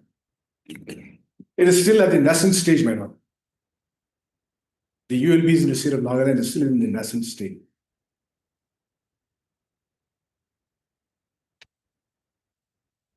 Yes. So, as your lordship, I agree, your lordship, as your lordship was saying, as far as the cabinet is concerned, there's the rules of executive business. No such rules have been framed as yet. As yet. If I may continue, madam. Paragraph 10, that after the meeting held on 15/12/2025, the petitioner issued the order dated 12/22/12/2025. By this order, a reshuffle of councillors in charge of the subcommittees was effected. But before I proceed, my lord, in the earlier order of August 2024, 13/8/2024, that was also issued by me. There are no rules, my lord. That was also issued by me, and that was accepted by everyone, including the government. Then was effective. So this order is at page 6, annexure 6, page 42, my lord.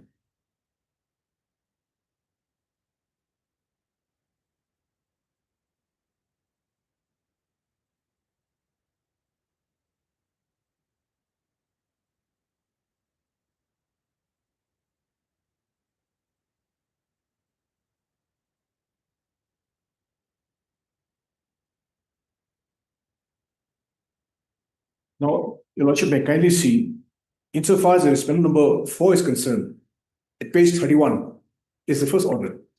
Page 31, the first order. Yes. So she was in charge of the subcommittee for licenses and permits, and the subjects are, or the sectors are, renewal of trade licenses, trade license application, temporary licenses, and permits. By this order, your lordship, she was made member in charge for only licenses and permits. Only licenses and permits. Without saying too much, my lord, this is what happened in the reshuffling. This is what happened in the reshuffling. And at paragraph 11, that not long after, the petitioner was most surprised to receive letter dated 7/1/26. By this letter, the Chief Executive Officer of the DMC suspended the above order dated 22/12/2025. The letter stated that the action taken is a consequence of a communication received from the Deputy Chairperson and a letter from the High Powered Committee of the NPF Party, Dimapur Division, 7/1/2026. Look at the letter, look at what this said, my lord. It is a consequence of the representation written by the respondent before and of a letter written by the High Powered Committee of the NPF Party, Division dated 7/1/2026. Can you go to this now, my lord? Lecture 7, page 44. Page 44. 7/1/2026. Have your lordship got it? Page 44. This is written to the chairperson, and this is written to him by the Chief Executive Officer. At the bottom of the page, your lordship will see. And your lordship will also see even the letterhead is Officer of the Dimapur Municipal Council. Even the letterhead is Office of the Dimapur Municipal Council. So this is to the chairperson, subject submission of records and explanations relating to order dated 22/12/2025, compliance with directions issued. With reference to the communication from Deputy Chairperson on 27 December 2025 and High Powered Committee on 7/1/2026 regarding the DMC letter dated 22/12/2025, superseding the earlier letter dated 13/8/2024. So both are my orders. The following is hereby notified for compliance. All relevant files, reports, explanations, and connected materials pertaining to the order dated 22/12/25 shall be placed on record and submitted to this office on or before 21/2026 for onward submission as required. 2. Pending examination decision, order dated 13/8/24 shall continue to remain in force, and the assignments earlier entrusted to the respective councillors shall remain unchanged until further orders. 3. You are requested to kindly ensure that necessary action is taken and that all concerned councillors extend full cooperation and comply within the stipulated time. The CEO, who has no authority in terms of the MC Act, has stayed my order. And this is on the basis of the letter written by the Deputy Chairperson. And the Deputy Chairperson's letter is at page 45. The letter which is referred to in this letter, madam. 27/12/2025.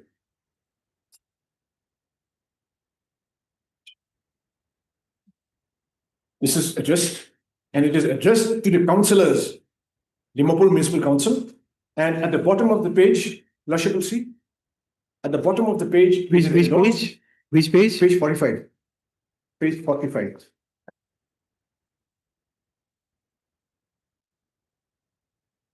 Yes. Page 45. It is addressed to the councillors, Dimapur Municipal Council. Bottom of the page, Chairman, the Chairman DMC for information, to the CEO DMC for information. I did not receive this letter, but apparently the CEO received it. But look at the text of the letter, man. I would like to request the councillors to keep the recent information sent to us in advance and wait for an official order from the high-level committee of the party. Look at her letter, my lord. She is requesting the intervention of the party, not of the CEO, not of the DMC, not of the government, to avoid any division and misunderstandings among us, because the reshuffling was done without consent or knowledge of the party, deputy chairperson, nor the concerned councillors. This is her grievance. Party not consulted, she was not consulted, the concerned councillors were not consulted. As changes cannot be made at the whims and fancies of an individual, and one must adhere to the principles of a democratic setup, relocating portfolios are a collective decision made by the elected council members through established legal and democratic procedures. Look at her, my lord. She says it is a decision by the elected council members. It is not a decision of the government. There is no room for interference. She also says that decisions like these should formally be recorded at the board meeting and the CEOs be notified to implement the administrative changes. So it is not about administration. This is wrong, Your Lordship. And pass an official order after the decision is passed on the board meeting and not by way and manner we were informed. The decision to change the portfolios of the councillors were not discussed or shared with me as the deputy chairperson by the chairman. Therefore, I would like to request the councillors to kindly await the HLC's direction. This is a high-level committee of the party. So she is asking the councillors to wait for the decision of the high-level committee, not just as deputy chairperson, but also as party member, to avoid disunity and division among 17 of us. So she also says, acknowledges that it is an affair within the ruling dispensation, not any other person. Then, in her letter of 7th of January, she enclosed even the high-level committee's report, so-called recommendation, which is at page 46. And type copy is at page 47. Type copy would be more clear, madam. Type copy, it bears no date, but it is signed 7/1/2026. 7/1/2026. To Shri Hukata Yaktami, Chairperson, Dimapur Municipal Council. Subject, directed to submit all side of report relating to order dated 22/12/25 to the High Powered Committee on or before 21/2026. Whereas Article 14 of the Constitution of the NPF, under the Disciplinary Action Committee, Clause 2C, unequivocally prescribed that any member who goes against violates, refuses to abide by the decision of the party in matters of election or any other important decision of the party shall be liable. I'll just take a small break and come back. Very well.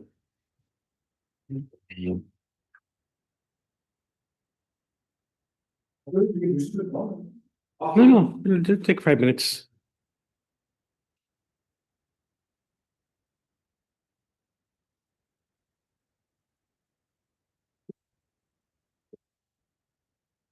I have a back pains, therefore I have to stand up for some time.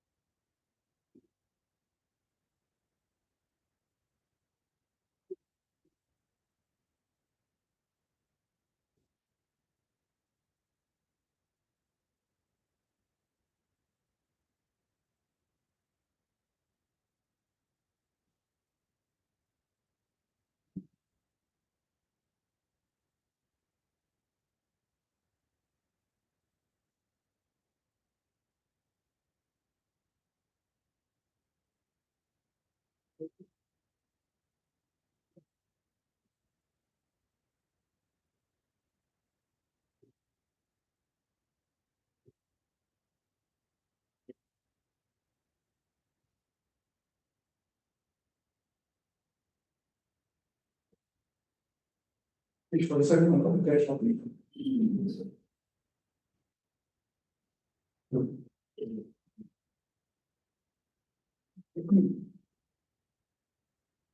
Are you writing about page 47? Page Please. 47, Yes, the cash copy. this I've already read. Very well. So,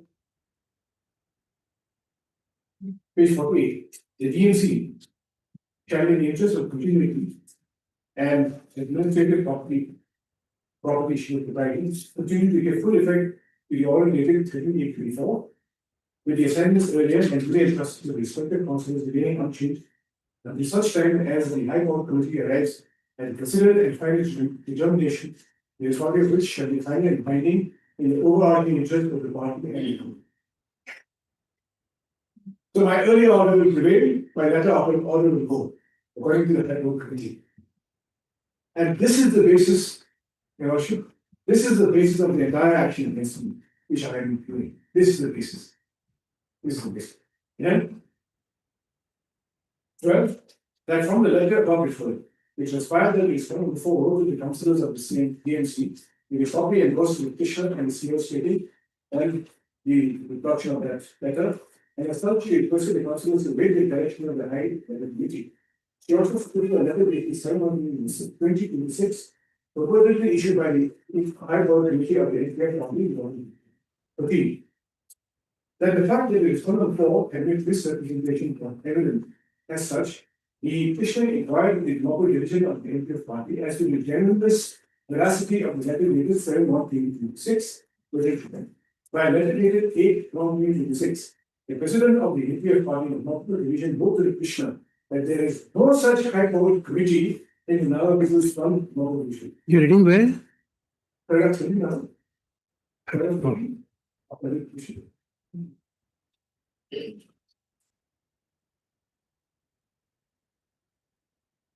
I made an inquiry insofar as the earlier letter of the so-called High Court Committee is concerned. I wrote to the global division of the NPF party and inquired about the genuineness, veracity of that document. And this is the reply they gave me. By a letter dated, paragraph 13, by a letter dated 8/1/2026, the president of the NPF party global division wrote to the petitioner that there is no such high powered committee in the Nara People's Front global division, and that the letter dated 7/1/26 is a fake document forged by unknown person. That letter is at page 49. Page 49. This is dated 8/1/26.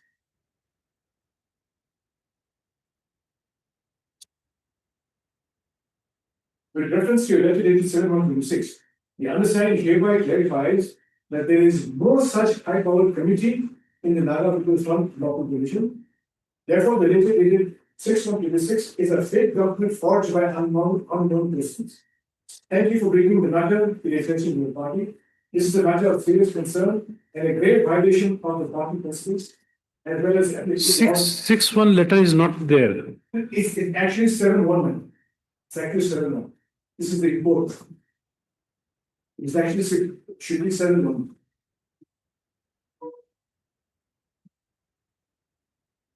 It should be 7/1.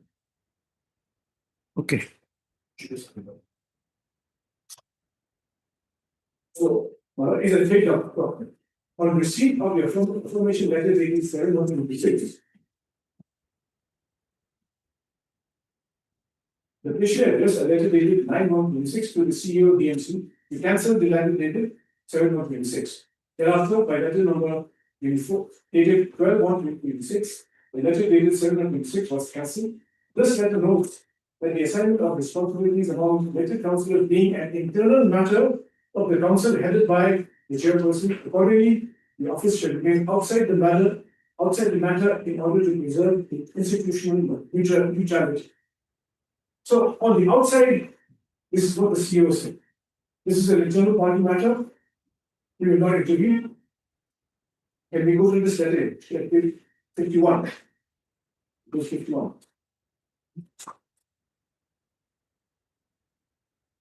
And CEO also. But what is this letter of 7/1 being?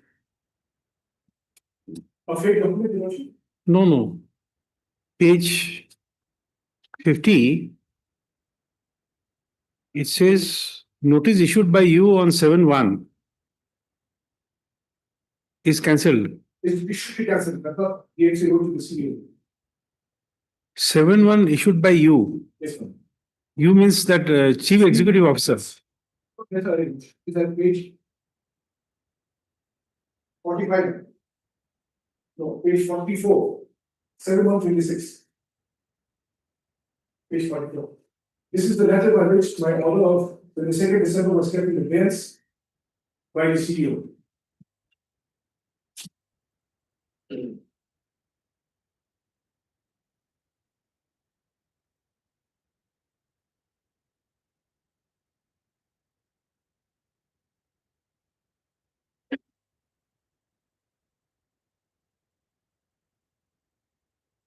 Yes.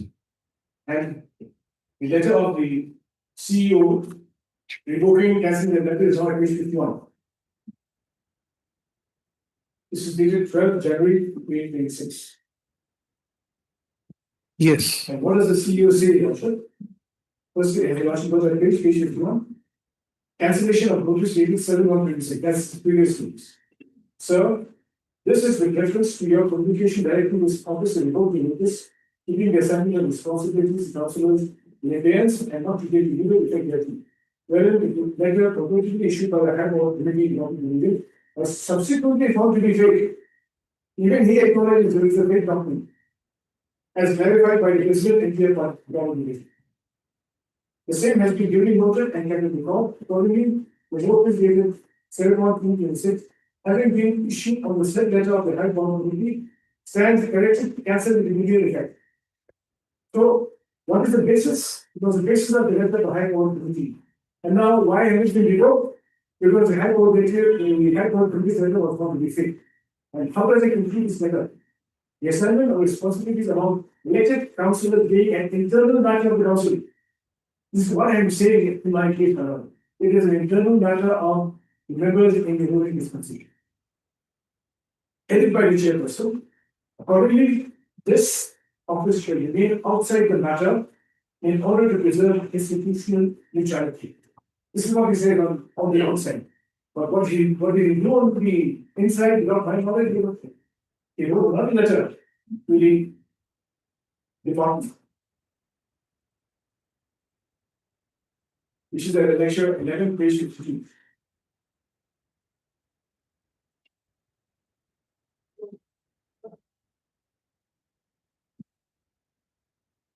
Page 52. This is dated 12 January 2026.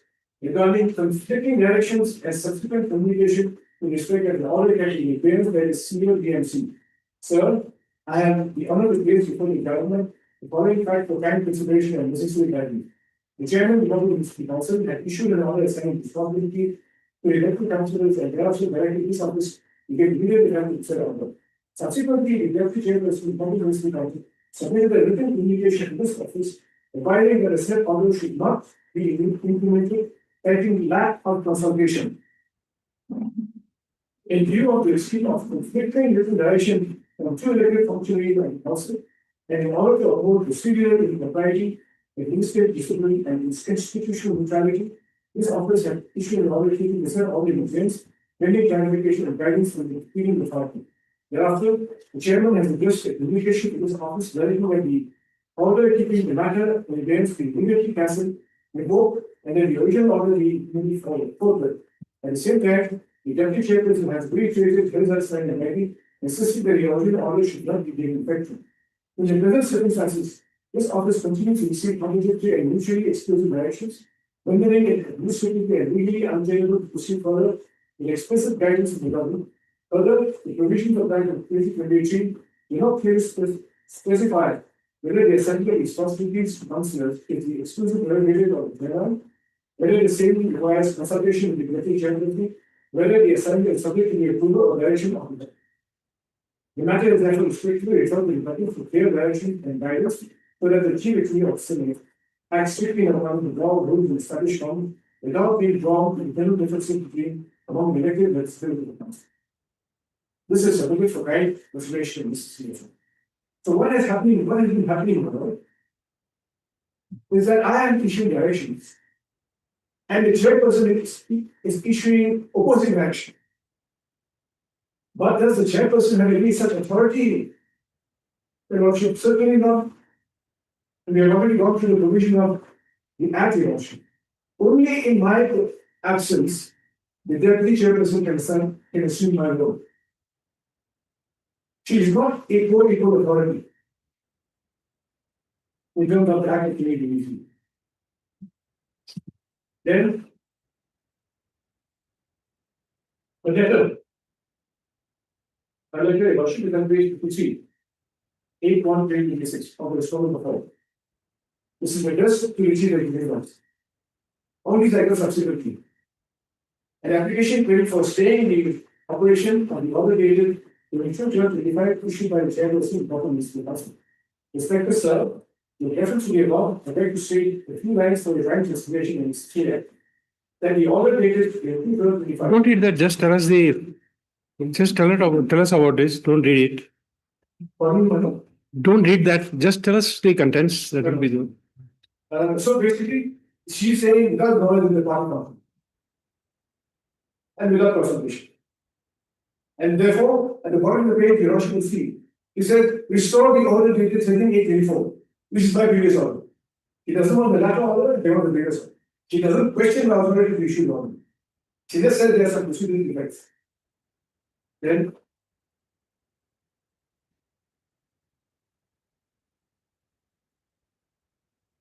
page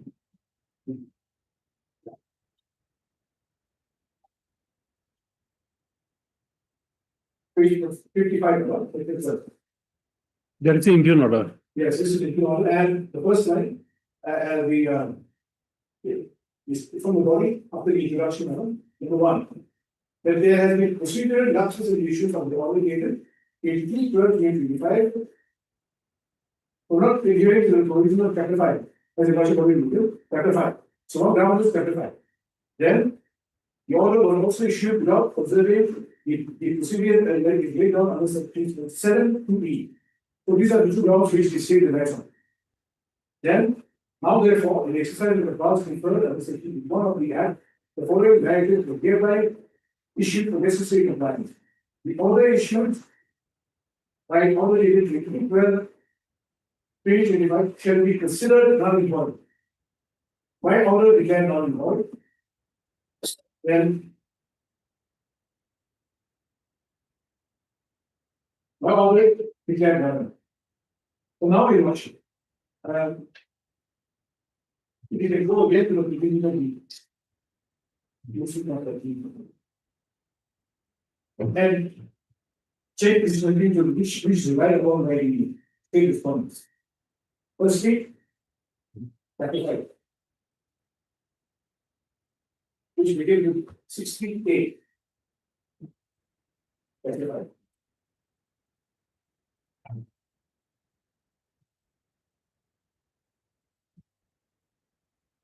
Worship Mary, chapter 5 is the page 28.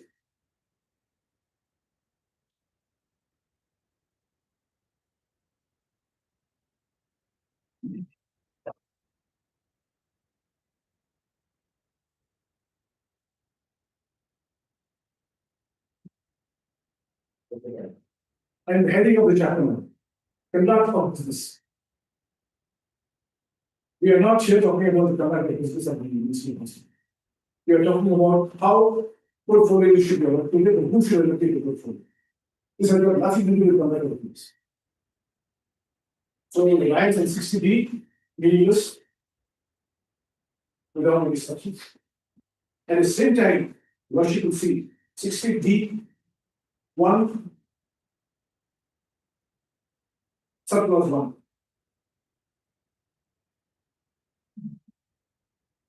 I can call, the chairperson can call for a meeting whenever I think fit.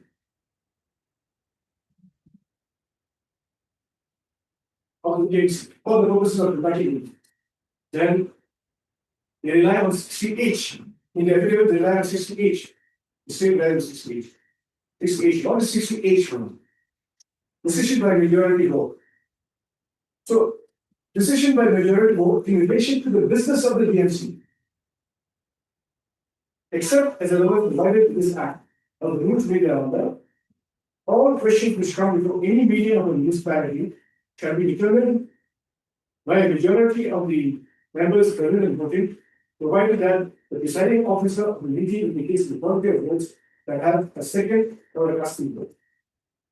We are not about business of the, we are not about business of the municipality. This is about, again, at the cost of repetition, about the allocation of portfolio, and that is not the business of the municipality. Then 77. 77 to 8 at page 36.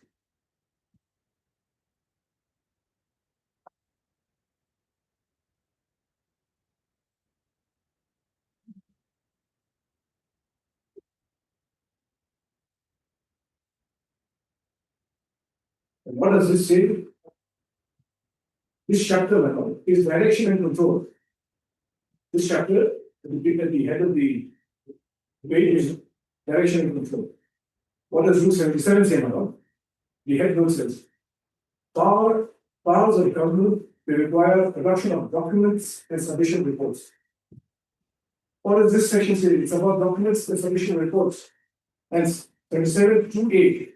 Every municipality shall forward to the government the proceedings of the meetings of the municipality and have a committee thereof within such time and in such manner as may be explained. Now, what happened on the 2nd of December is not a meeting of the municipality. It's not a meeting of the subcommittee. It is a meeting of the members in the ruling dispensation. So 77 to 8 has no application. Furthermore, my lord, as the lordship was inquiring whether there are any rules, any regulations, etc., etc. Even for compliance with 77 to 8, there is no rule, there is no regulation, no manner has been described clearly, which should be the state limits.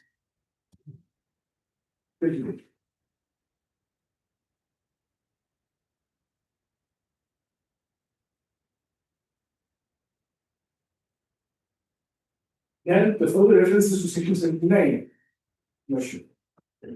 Power to annul or suspend any proceedings, resolution or order of municipality or of municipal authority.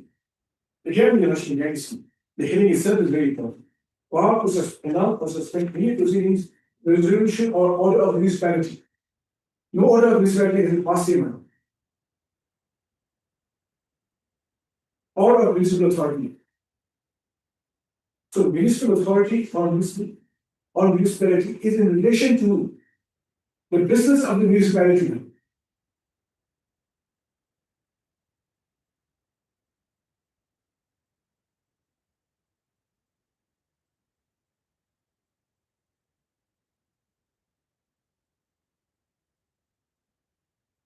The allocation of portfolios is not the business of the municipality. And what does it say? The government no need to be. Then the further reference is on section 81. Section 81. Power to issue directions and policy guidelines.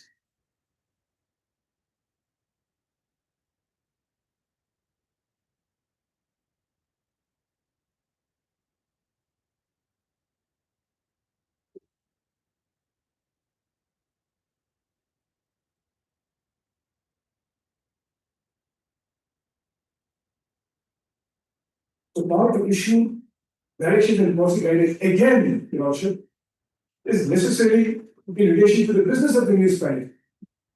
And the language itself is very clear. The government may from time to time issue such directions or policy guidelines not inconsistent with the provision of this Act or the rules made thereunder as it be considered necessary to the municipalities for the purpose of performing their function. Under this Act, it should be the duty of the municipalities to perform their functions in accordance with such directions or policy guidelines. So policy guidelines, I have already placed the two policy guidelines before Your Lordship. What has been done so far is in accordance with the policy guidelines. Allocation of portfolios that is outside the guidelines, that is not the business needs. And Your Lordship was really inquiring about the prosecution of the committees. Lordship, may you turn to page 55. Page 55. Section 124.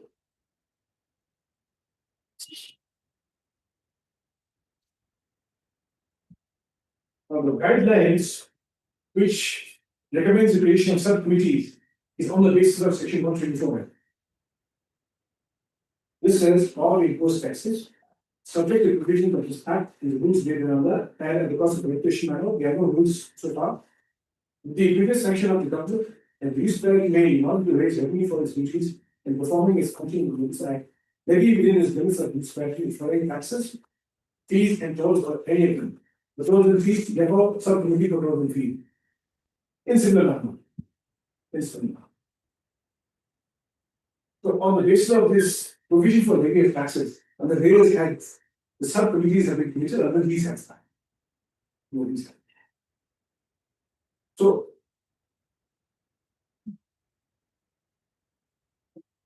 my case is this, very short. The business of a municipality is one thing.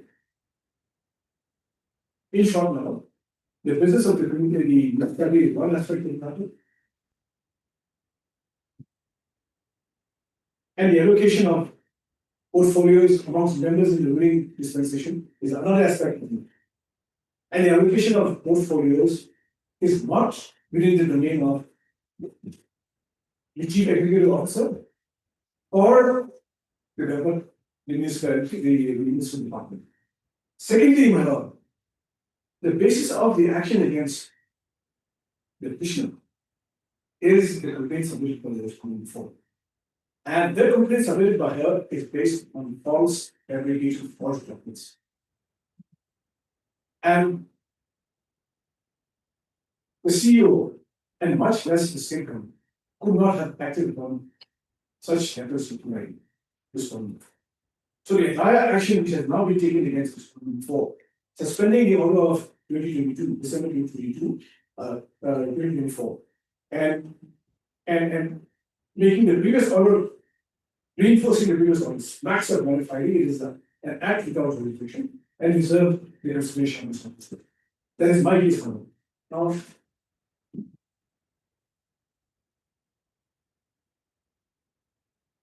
yeah, and because of repetition, I feel it is necessary to stress this point. The first order is issued by me. No complaints. No one questioned my jurisdiction. They cannot. The second order was also issued by me. Now they're questioning on various grounds saying I can't. And what do they want? They don't want my subsequent order, they want my case. That itself is very incongruous. That itself is a breach, not what countenance even the slightest man. That is my case. Now, just some case I was talking about this. This is in relation to the criminalization of politics. This is decided by the Supreme Court, she is aware. On a short point, and not directly, but indirectly. So there, the other Supreme Court says, the Prime Minister, Chief Minister, as a repository of trust, would consider not choosing a person against whom every case is pending. The appointment of ministers has to be left to their risk. In similar manner, not on the same scale, but the allocation of portfolios, the reshuffling of portfolios in the context of electoral representation should be left to the wisdom of each. And there is no rule for a CEO or a state response to intervene. Then, for the decision about motion.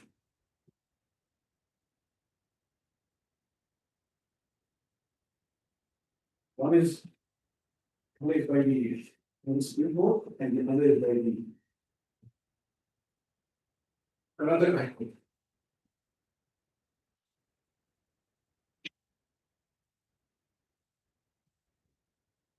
So, my lord, the case is just in a nutshell. In a nutshell, the Supreme Court, here in this case, the state respondents unilaterally referred the matter to arbitration. Between the TMC during this 2003 part. And they invoke the provisions of the powers of direction below, insofar as policy guidance. The Supreme Court says, yes, but your powers are confined only to issuance of policy guidelines. You cannot usurp the functions. So if you do not have the authority to refer the matter to arbitration, the arbitration could not have proceeded. So the arbitration of all the sense. And even in the another case, here also the department on its own motion, department on its own motion, resolving the same similar provisions, interfere in the function of the municipal council. And that was found to be bad.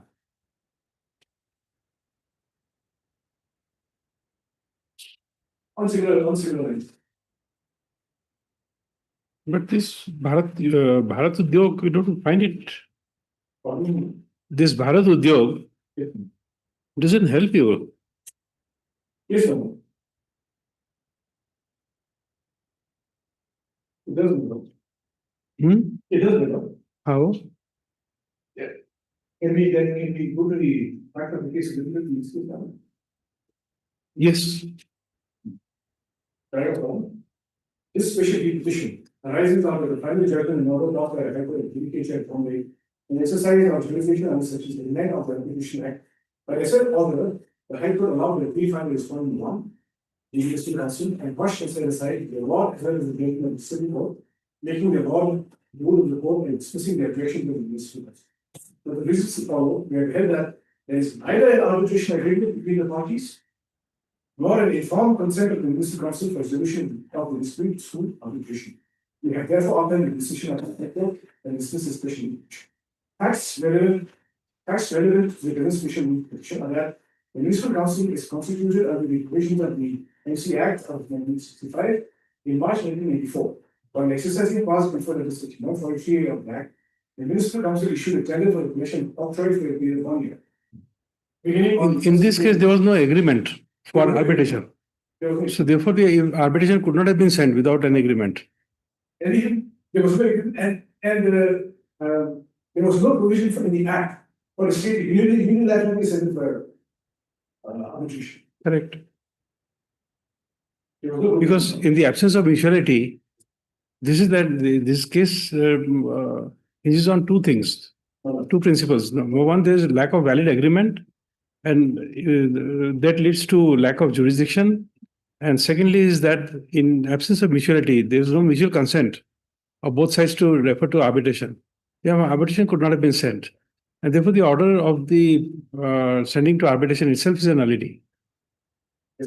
So the defense taken was that the state has power. The state has power, even without such an agreement, to refer the matter to arbitration. That was the same taken in terms of that. So we must to paragraph 18. Paragraph 18.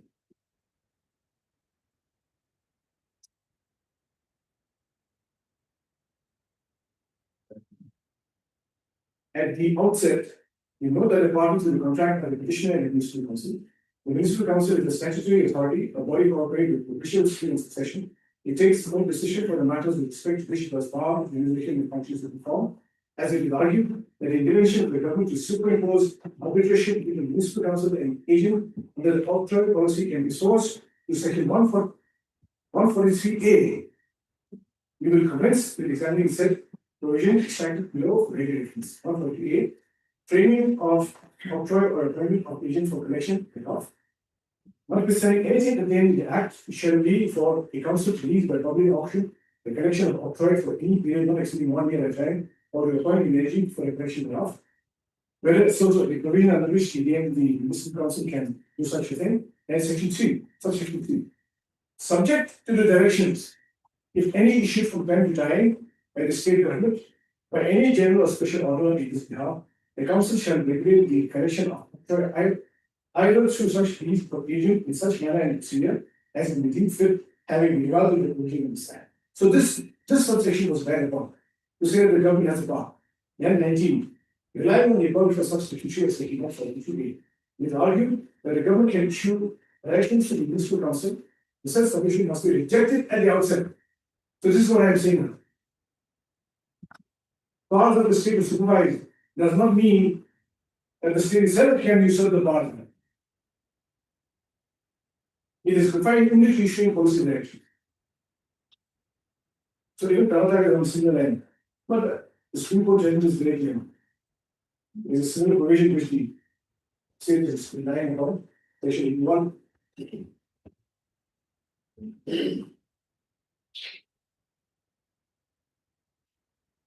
Again, the Lordship, the hearing of section 81 is power to issue directions and policy directions. So that is my case. We are rest for the moment.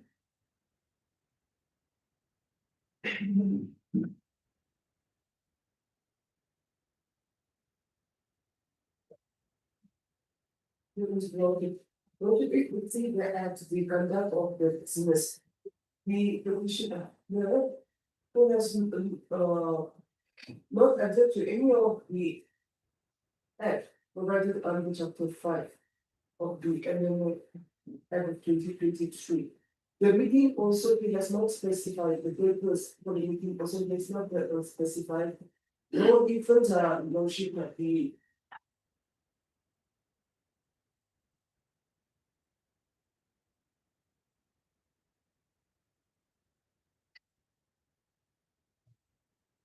no, even the decision which was he alleged to have been taken was taken by the majority of vote. It just only showed the attendance of the mere attendance does not amount to majority of vote. It has to be put on for the notice. And don't you want I want to easily if the lordship comes to the lead petition at page 11.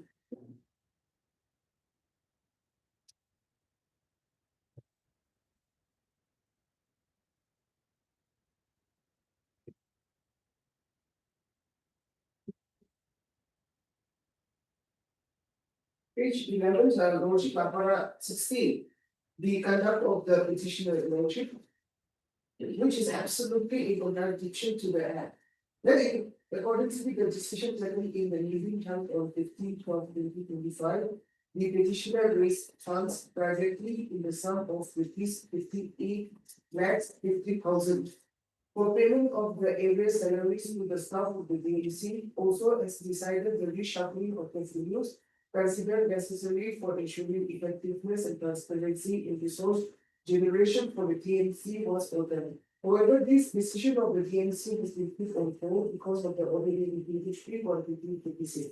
So, lordship, in regard for the petitioner in raising the fund privately by 58, which it's only illegal and without any authority of law. Lordship, if you come to page. Lordship, if you come to the act, page 47, section 103. This merely prohibits the petitioner to borrow the money or to raise funds without the permission of the government. So on this count alone itself, there will be petition to be dismissed, lordship. Page 47, section 103(1). A municipality may with the right permission of the government obtain loans from any financial institution or any nationalized bank or any other municipality, and the government may, if it considers so necessary, stand as the guarantor for payment. 2. The government may require a municipality to observe such financial discipline in the matter of debt servicing, including the patient or seeking funds as the government may deem fit and proper. And in doing so, the government may prescribe different sets of rules for observance by different groups of municipalities, depending upon the circumstances and nature of the cases. Then, lordship, may come to my affidavit at page 6. I have replied to this conclusion.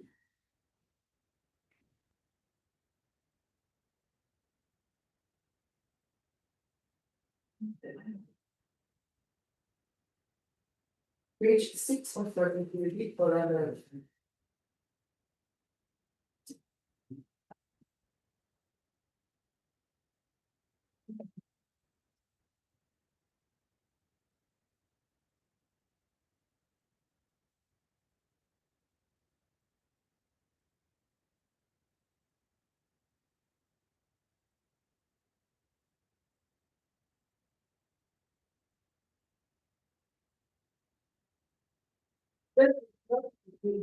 lordship.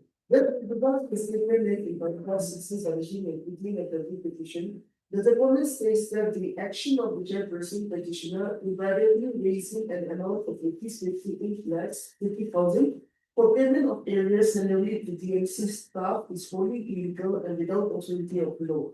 The said act was done without any proper documentation and no prior permission of the government was obtained. As such, the action of the chairperson petitioner is in clear violation of section 103 of the Act.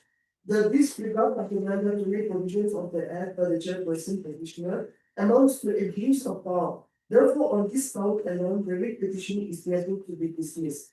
The financial constraint, resource crunch, and strength are not denied. However, the financial exigency cannot justify deviation from statutory procedures and does not confer extra statutory powers upon the chairperson to act arbitrarily. The government remain committed to resolving the issues through lawful means and not through irregular decision. And accordingly, the state government issued the letter dated 23/1/2026 to the chairperson, the Dimapur Municipal Council, in exercise of its power conferred under Section 81 of the Malaysian Municipal Act 2023 by declaring the order dated 22/12/2025 as null and void, and directed the chairperson to call for a meeting afresh for a special discussion on revenue collection and assignment of committees to the elected councillors as per the provision of Chapter 5 of the Government Municipal Act 2023. So normally the Act has given us the power to issue direction for the control over the municipal authority. So, Lordship, there is nothing wrong in issuing the impute order dated 23/1/2026, wherein we have declared the order passed by the chairperson to be null and void, because that was not in consonance with the Act. And we have also cited the reasons in the letter also. The Lordship may come to page 8, para 11.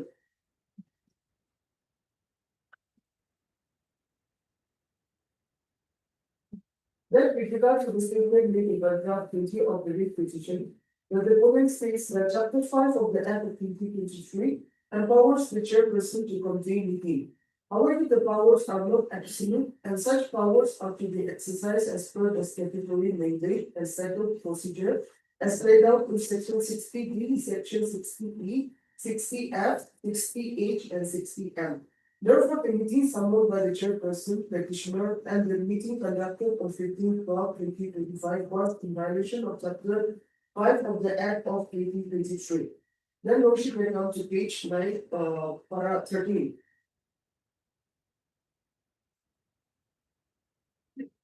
That with regard to the statement made in paragraph 23 of the writ petition, it is submitted that Section 65 merely confers general supervisory power upon the chairperson and does not authorize unilateral restructuring and reallocation of portfolios.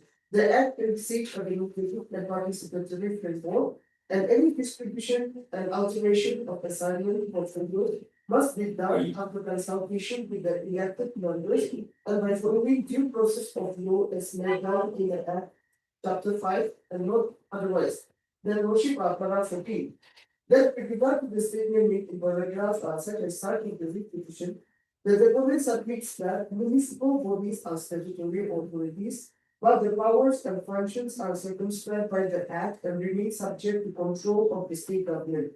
Therefore, any action taken in excess without due process as per the Act, unilaterally and contrary to democratic governance, the state government is empowered by the Act to step in and commit such illegality. The petitioner has totally misconceived that under the Act, the chairman has the absolute power to allocate portfolios, appoint members in charge of the subcommittees of the DMC, and all to reshuffle the portfolios is within the exclusive domain of the chairman of the DMC. The municipal authorities, for the purpose of giving effect to the provisions of the Act, in municipal council area consists of 1. The municipal council, 2. The chairperson, 3. The deputy chairperson, and 4. The chief executive officer.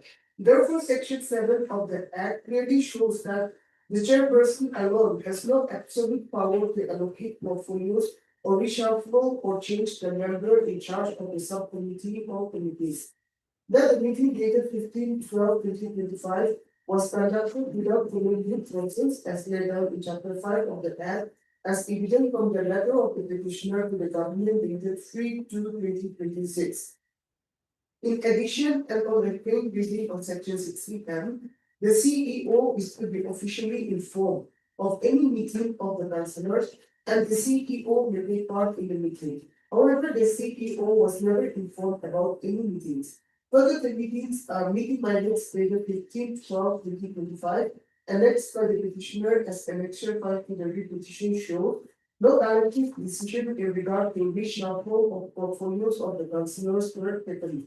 The chairperson petitioner reported this regard to the other elected councillor had unilaterally issued the order dated 22/12/2025.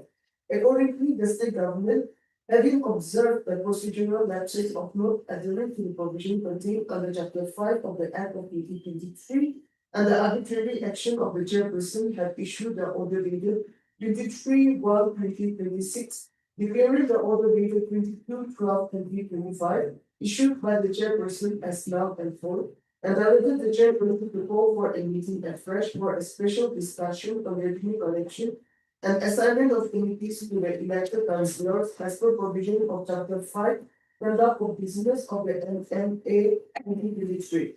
It is the duty of the chairperson to comply with the direction of the government as mandated under Section 81 of the Act. However, instead of complying to the government's direction, the petitioner filed the instant petition.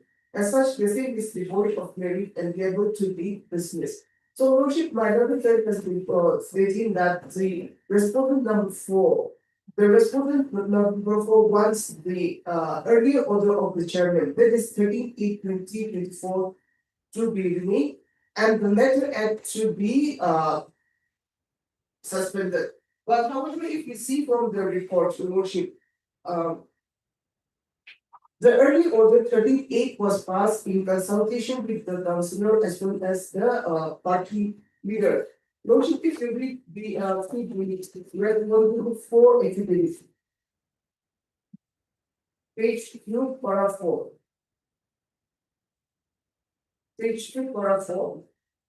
That with regard to the statement made in paragraph 4 of the lead petition, the government states that the orders dated 13/8/2024 was passed by the chairperson after thorough deliberation amongst the DMC councillor, as well as by taking into consideration the advice rendered by the senior NPF party leader. This was the statement of referendum number 4. Then what was the petitioner reply to the resolution number 4? That is at page 2, paragraph 4, Lordship. That the statement made in paragraph 4 of the affidavit in opposition are misleading and denied.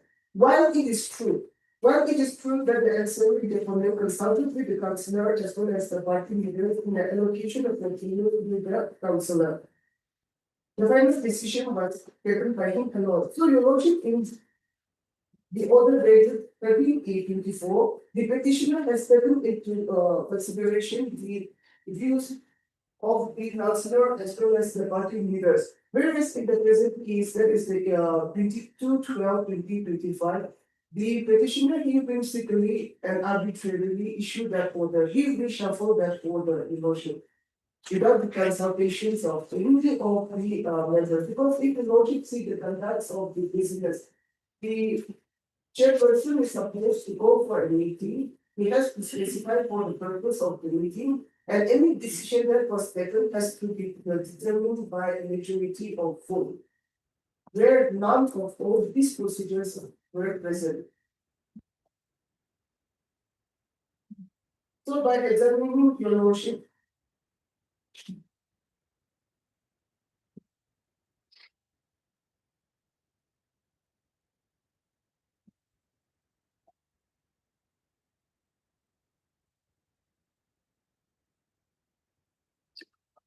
so after examination of the deputy chairman letter dated 21/2026 and the CEO letter dated 12/1/2026,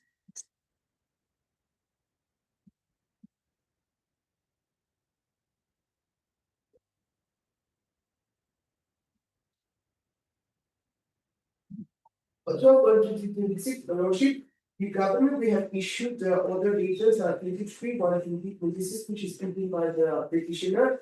And our direction was to go for a fresh meeting, Your Lordship, taking into consideration and have a special discussion on the revenue collection. So there is nothing wrong, Your Lordship, and that power has been given to us by the Act itself, Your Lordship. We have the control over the municipality, Your Lordship. And the municipal, the chairman does not have the absolute power, Your Lordship. Because Section 7 clearly says that the municipal council includes the municipal council, the chairperson, the CEO, and the deputy chairperson. So, Your Lordship, my prayer is that the petition is the vote of merits and no interference is harmful. Much better.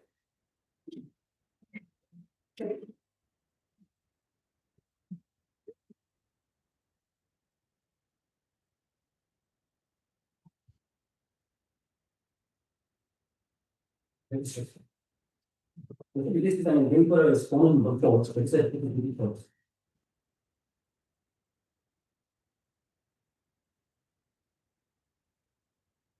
Yes. The allegation in nature exists of private is more than in my present case is that you should specific problem has initiated the action, which is the great division. On the basis of a complaint cited in my view. In that complaint, on subsequent inquiry, the complaint later was found to be faulty defective. There is an allegation both against me in the present litigation.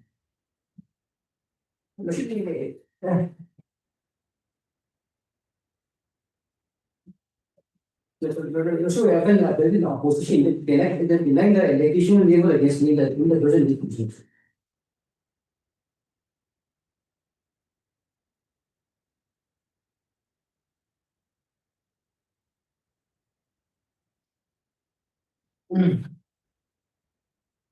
It should be, can I come to para 6 within the affidavit of opposition by respondent in report. Page 3 of para 6.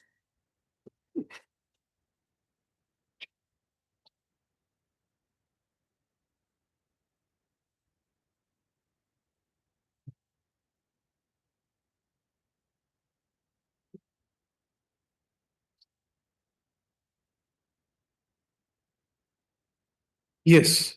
But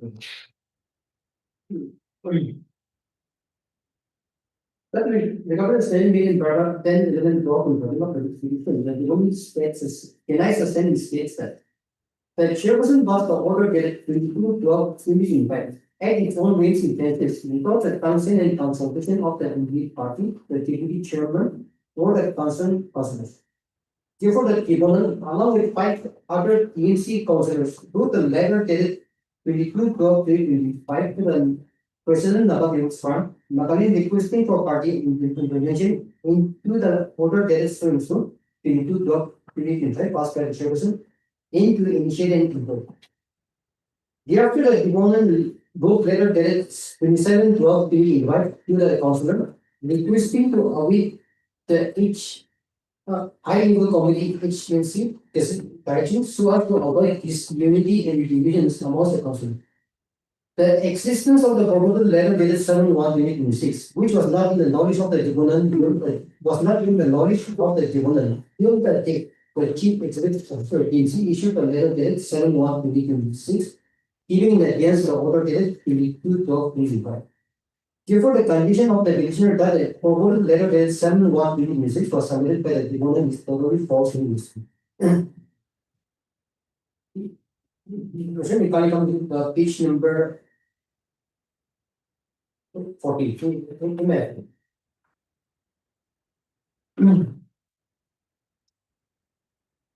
This is a letter written by the present tribunal along with 5 other councillors to the procedural in Naga's Fund.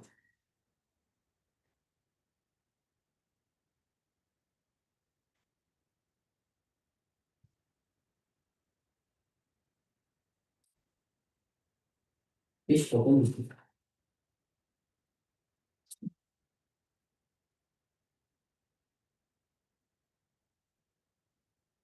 Which may read. To the person in Naga's Fund, submit request for party intervention in stay on unilateral assignment reachable at PNC. Respected sir, we the undersigned councillors of the Timor Municipal Council wish to bring your guidance and urgent intervention the recent reachable of assignment within the council, which has caused serious concern and resentment among the councillors. The said reachable was issued on 2nd December 2025, coinciding with the last voting date, and came as a complete surprise to the councillors. It is pertinent to state that this reachable was carried out without the consent or consultation of the Navajo's Crown Party, the deputy chairperson, or the concerned council. This unilateral decision is clearly against the collective will and mandate of the councillors elected under the party pen. It is also came to our notice that the CEO Timor Municipal Council was compelled to issue the order under pressure, leaving no room for due process of for internal discussion. Such a move not only undermines democratic functioning within the council but also set an unhealthy persons in administrative club. Further, the chairman has reportedly informed the CEO that he had obtained consent from the higher ups in the party for the reshuffle. However, no such communication or approval has been conveyed to the party functionaries, the deputy chairperson or the councillors, raising serious doubts about the legitimacy of the thing. We firmly believe that his action is against party principles, discipline, internal democracy, and the principles of collective decision-making making upheld by the Naga Municipal. Therefore, we earnestly request the party leadership to intervene immediately in this matter, issue a stay order on the reshuffle of the assignment, and initiate an inquiry or clarification into the circumstances under which the order was issued. We place our trust in the wisdom and leadership of the party to safeguard the interest of its elected.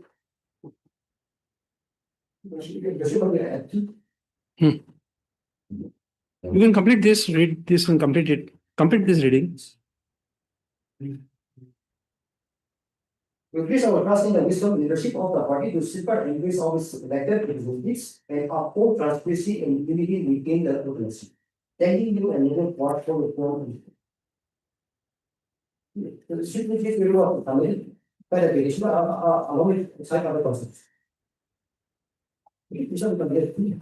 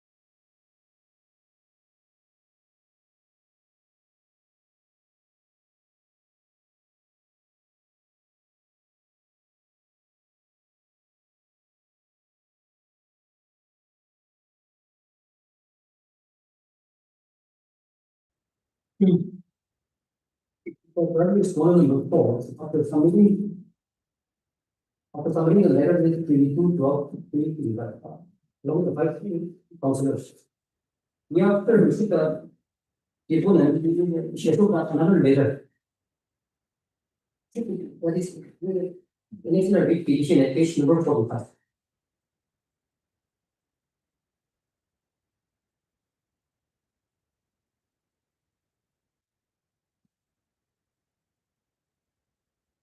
Yes. Page number 45.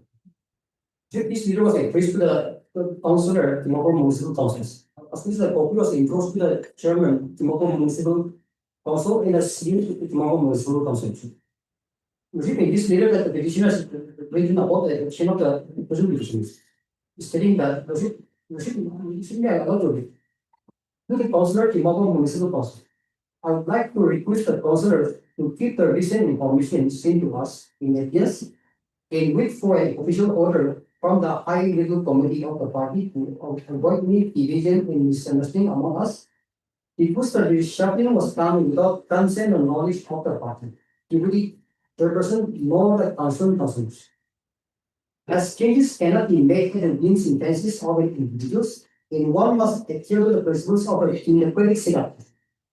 The allocating providers are a collective decision made by the elected council members through established legal and democratic procedures. Decisions like this should be formally reported in the board meeting in the CUP notified to implement the administrative changes and pass an official order after the decision is passed in the board meeting. In not by the way and manner we were informed. The decision to change proposal of the councillors will not discuss or shared with me during the deputy by to me as a deputy chairperson by the chairman. Therefore, I would like to request the councillors to kindly with the HPLC's direction, not just as a deputy chairperson, but also as a party member to avoid disability in division among the 70 members. She was pointed out by the council commissioner, then the senior committee. Is it the first order? Is it the allocation of people? Is it there is 13 August 2024, which is annexed at page number 31 in the rate edition?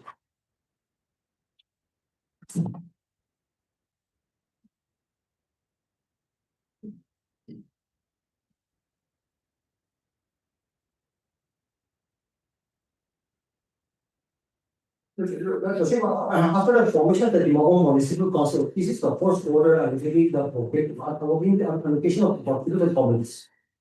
As I stated in my affidavit today, this order of 13 August 2024, this was issued. As I stated in my affidavit, this was issued after a thorough deliberation among the TMC councillors, as well as by taking into consideration the advice rendered by the senior Indian party leaders. This my condition has been admitted by the petitioner in the with us. I'll just ask you a question. Yes. You see, today I have passed a judgment. While passing the judgment, I have some query. For better understanding of the legal problem, I consulted two people. I called up a lawyer who is not in the matter. He is a lawyer from Delhi. I have this issue. I just asked him this query, and he gave me an explanation of his understanding of the law. And secondly, I spoke to one of my brother judges who is in different high court.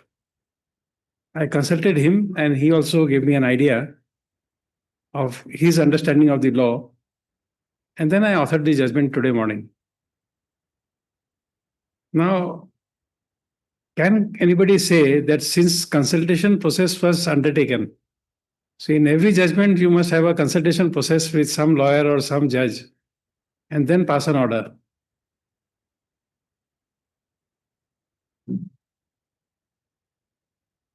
Municipal authority is a. No, you have to show us the legal provision and under the law how it is to be done.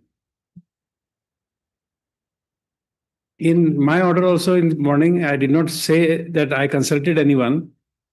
In this page 31 also, it does not say that it was consulted by someone. So if I pass an order without consultation, my order is right. If I pass an order with consulting somebody, but I don't write in the order, is it bad?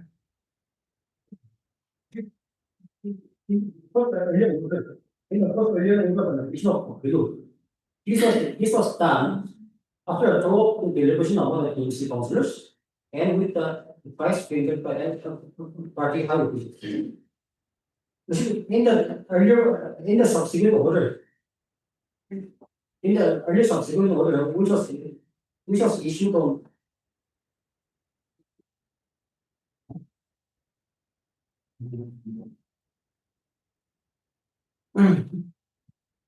the order which was issued on the 2nd December 2025. The petitioner is making a stand that this was issued in continuation of the resolution which was adopted on 12th December 2025.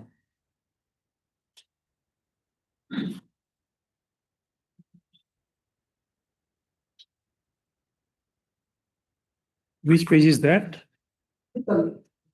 Page 442. Hmm? 442, next to 6. 40. 42 and next to 6.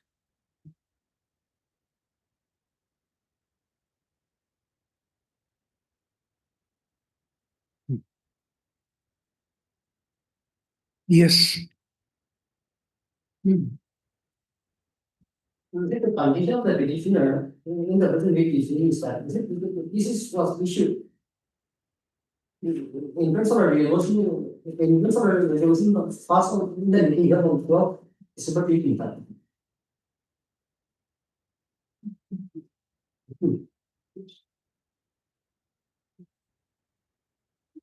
Well, minutes see that page 38. 38.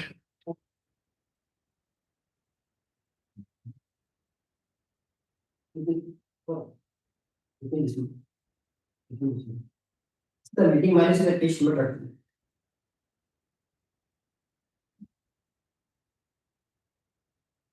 Yes.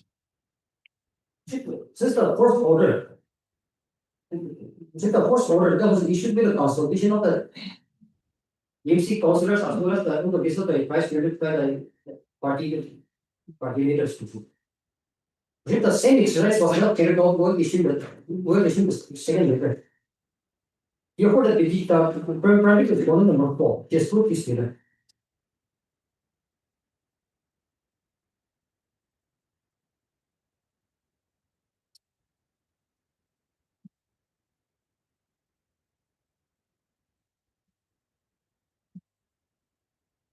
Yes. And you repeat the condition of the petition, the person will begin is that question we come from the page number 46.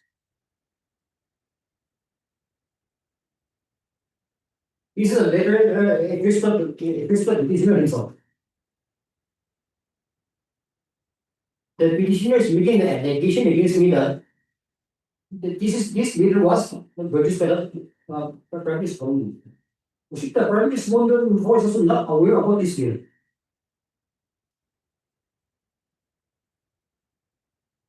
When they have taken a stand in the petition that the state government has initiated the action against him on the basis of this letter.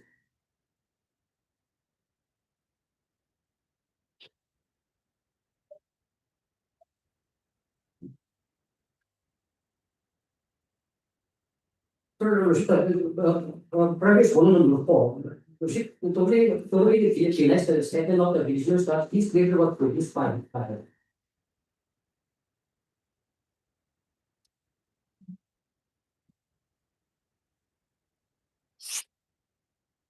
And look at the imperial order. Is it that imperial order is at page number 55?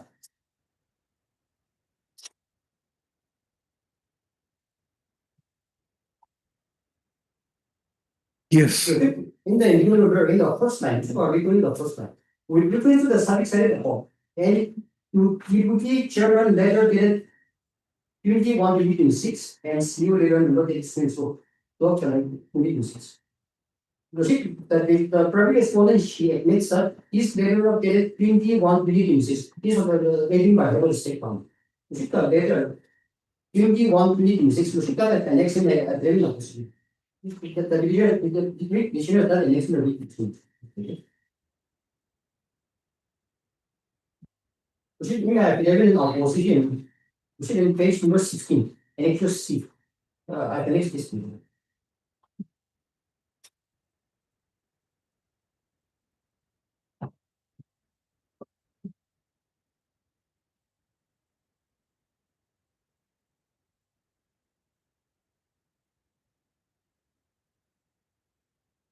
What do you call it? Page number 16, here, to the Commissioner Secretary, UD and MA, Nagaland Province. Subject, an application brings to explain the opposition of order number 22, dated the 2nd December 2025, issued by the Chairman of the Municipal Council. Respected sir, with reference to above, I beg to state a few lines for your kind consideration and necessary action. That the order number 22, dated the 2nd December 2025, issued by the Chairman, were not of the concerned councillors consulted or on the reshuffle of their populace. In the order was given by the chairperson, not the CEO of the TMC as an official order, failing to adhere to the principle of a democratic setup to establish a democratic procedure. In it is pertinent to state that the imperial order that 22/12/2025 is not employed from the beginning itself, as because the said imperial order was passed under Article 65 of the Nagaland Municipal Act 2023. However, a division of the Nagaland Municipal Act 2023 released that there is no such article under the Nagaland Municipal Act 2023. More so, in terms of Chapter 5 of the Act, the chairperson must submit a making for any requisition specified in written for the purpose of meeting and signed by not less than 1/3 of the number of elected councillors. And all questions shall be determined by majority of votes in terms of section 60H of the Act. Hence, the imperial order dated 22/12 will divide this on following list. I therefore request your time office to scale a portion of the imperial order number 17 dated in 2/12/2025 issued by the chairman. As such, order was passed without consent of the deputy chairman, chairperson, and councillors. And earnestly request to restore the earlier order number 38/2025 to safeguard the interests of its elected representatives. It upholds transparency and unity within the organization. In this major, I pay for staying the order dated 22/12/2025 and to restore the earlier order that is 13/8/2025. Since this order dated 13/8/2024, this was issued with a third consultation among the councillors and on the basis of the advice given by the party senior officials. So the present deponent has requested the state government to restore this.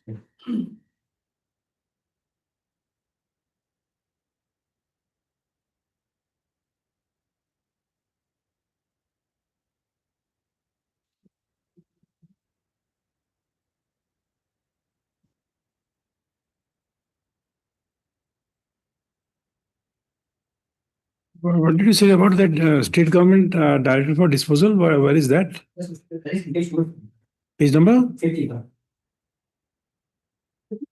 Because the purpose one, there's nothing wrong in this data. No, just a moment. Where is that? Because Page number 55. 55 we are there.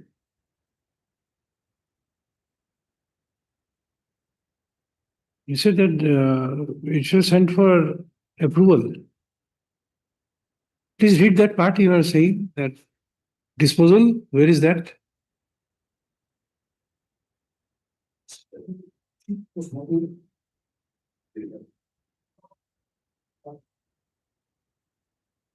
They've only asked for the necessary documents. The finding in the review order, that is the last paragraph, is start from now to 4. Now if you find excess of the purpose covered under section 1 of the Nagaland Municipal Act 2023, the following directives is hereby issued for necessary compliance. Shall call for a fresh meeting. Yes.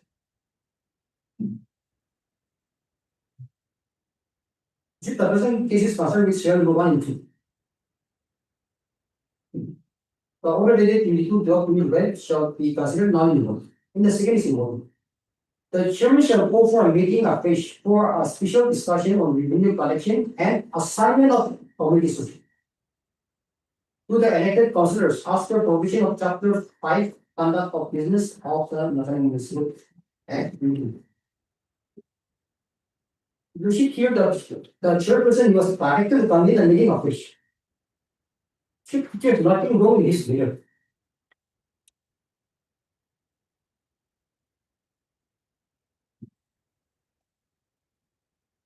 Since the complaint against the read petitioner was that this order dated 22/12/2025.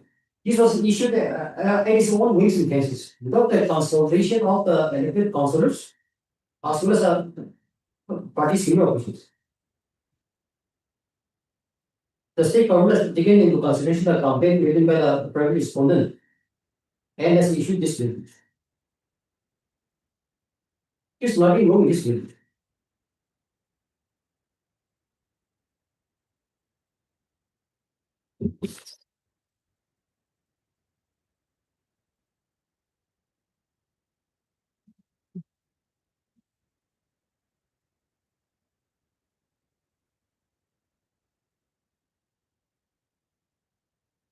That's all. Okay, if you see this letter of the order, that the spirit order that is 22/12/2025, page number 42.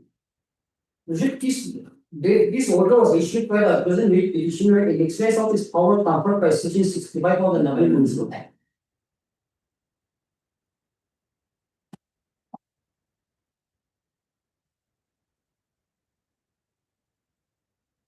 What did you see the provision of section 65?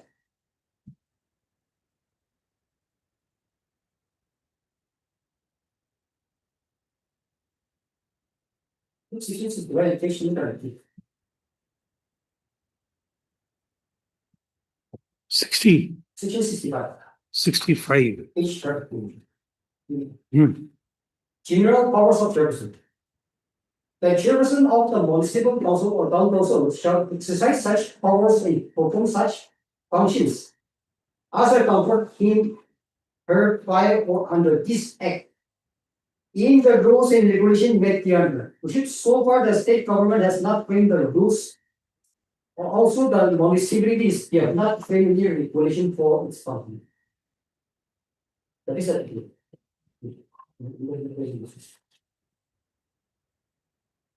the chairperson shall preside over the meeting of the municipal council or town council. The parties involved. The chairperson shall exercise general supervision and control over the functioning of municipal council or town council.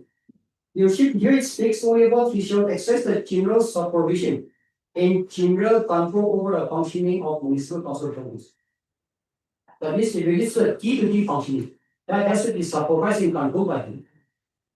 He has not been entrusted with the administrative powers in order to exercise that function. Reshuffling is part of the industry action.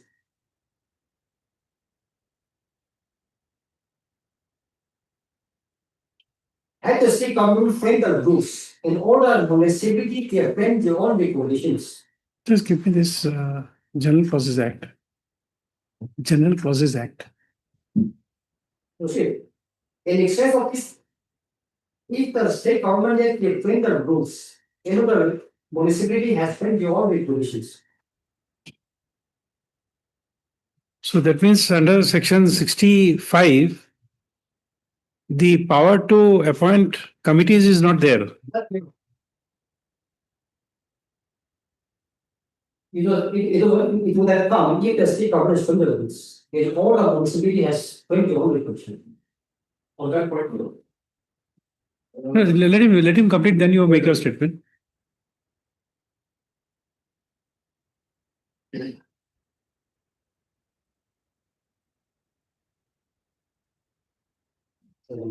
Additional Advocate General also accepts there is no provision in the Act for appointment of committees.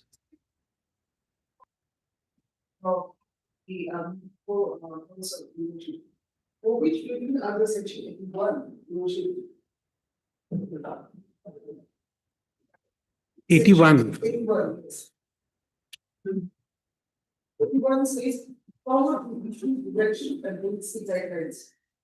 The government may from time to time issue such direction or policy guidelines not inconsistent with the provision of this act or the rules and thereunder is equally considered necessary to the municipalities for the purpose of performing their functions, and under this act, and it shall be the duty of the municipalities to perform their functions in accordance with such reduction of municipal. I'm just trying to understand. Under the constitution, we have the governor for the state. Then we have the council of ministers. So if there is a provision for council of ministers, then only ministers and chief ministers are appointed. Correct. Now, if the constitution does not have the power to appoint a chief council of ministers, can the executive give a direction that please form elect somebody as chief minister and somebody as minister of these 10 portfolios?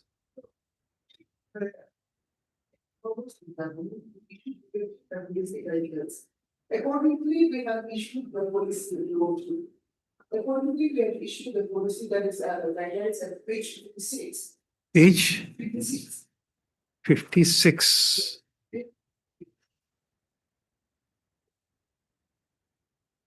Fifty-six. 26 of this.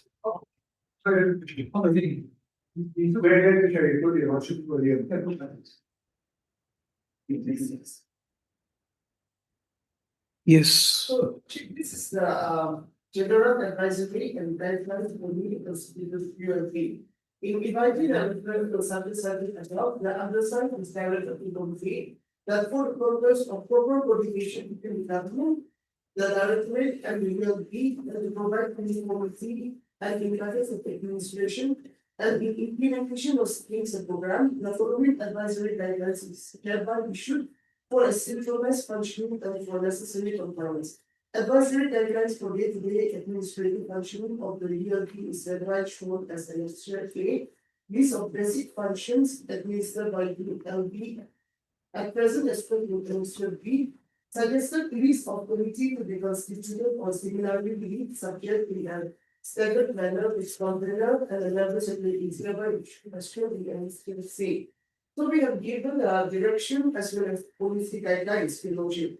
And accordingly to this policy guidelines, the petitioner he issued the order dated 13/8/2025. Okay, I get it. Yes.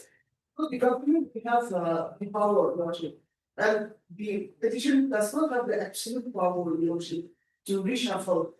And if we look at the meeting minutes also, it clearly says that the meeting minute is only for the pending salary, to discuss only for the pending salary and not for reshuffling, Lordship.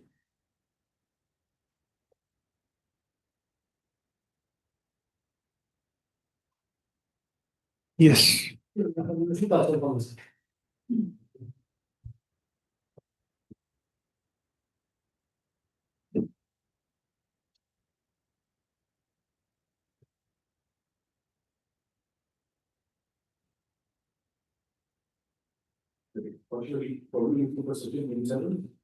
Yes.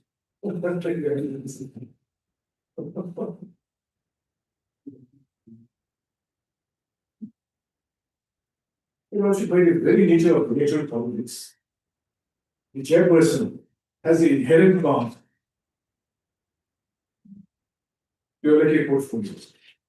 And by the very inherent power to allocate portfolio, the chairperson has the already reshuffle, change, as then any orders issued in that regard. Yes.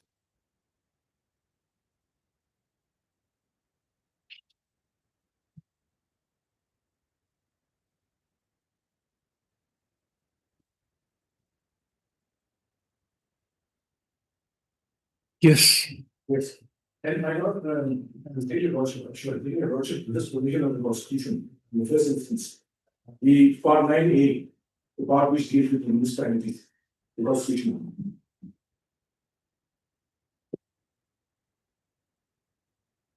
Two 43. Yes, I'm 243. It begins with the definitions, then 243.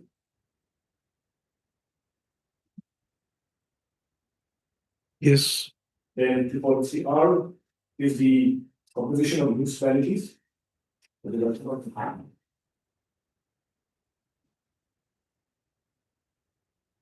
And so, as far as the composition of municipalities is concerned, and this provision of the constitution, the states have been given the authority to frame laws to follow CR. Then, what we are concerned is with 243W, the Russian mechanical company for W. Prohibit powers, authority, and responsibility of municipalities, etc.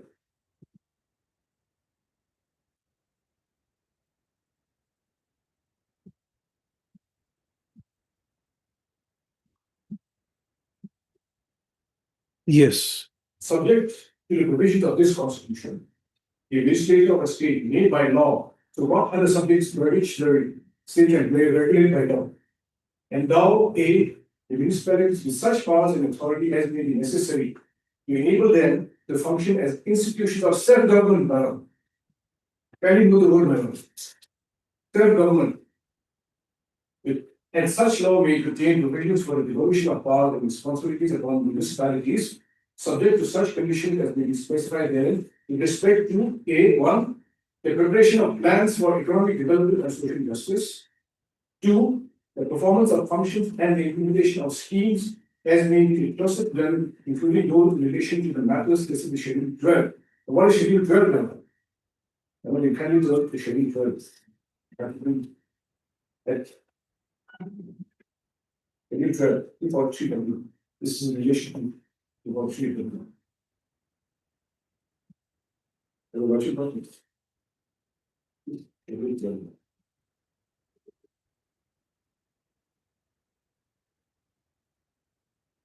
Yes. So Schedule 12 is about the activities of the municipality, the business of the municipality. It is in respect of these subjects. These subjects are the business of the municipality. The allocation of portfolios is not the subject of the municipality. It is a subject of the ruling dispensation now. 243W does not empower the state to frame a law negating electoral representation.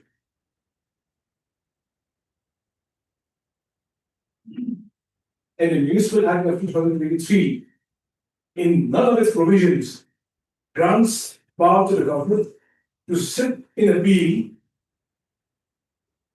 over an order issued by the chairperson allocating portfolio.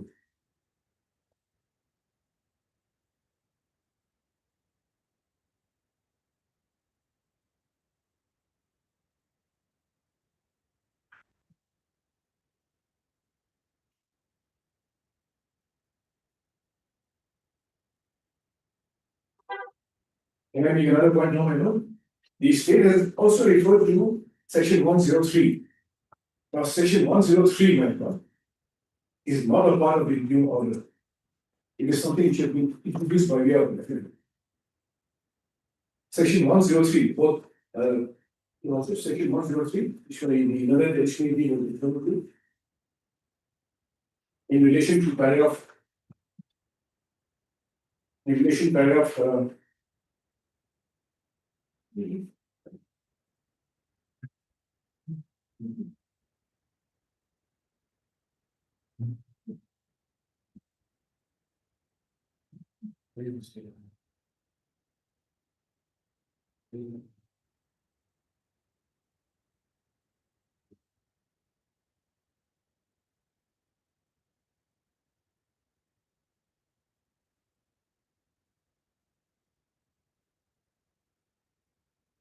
Section 103. Yes, ma'am. 103 is borrowing powers. Yes, ma'am. And the specific allegation was made. Specific allegation was made that I had violated section 103 of the Act in paragraph 9 of the referendum petition. And that on this ground alone, the petition should be dismissed. That was in respect of the allegation that you have borrowed money from somewhere else. Yes. So, apart from the fact that it is not relevant as far as this written issue is concerned, because if you do not on this basis, and I have replied to this paragraph. Since the specific point was made, and that's why I want to go the motion mention to this paragraph. In my reply, in relation to paragraph 6, in relation to paragraph 9 of the Governance Act.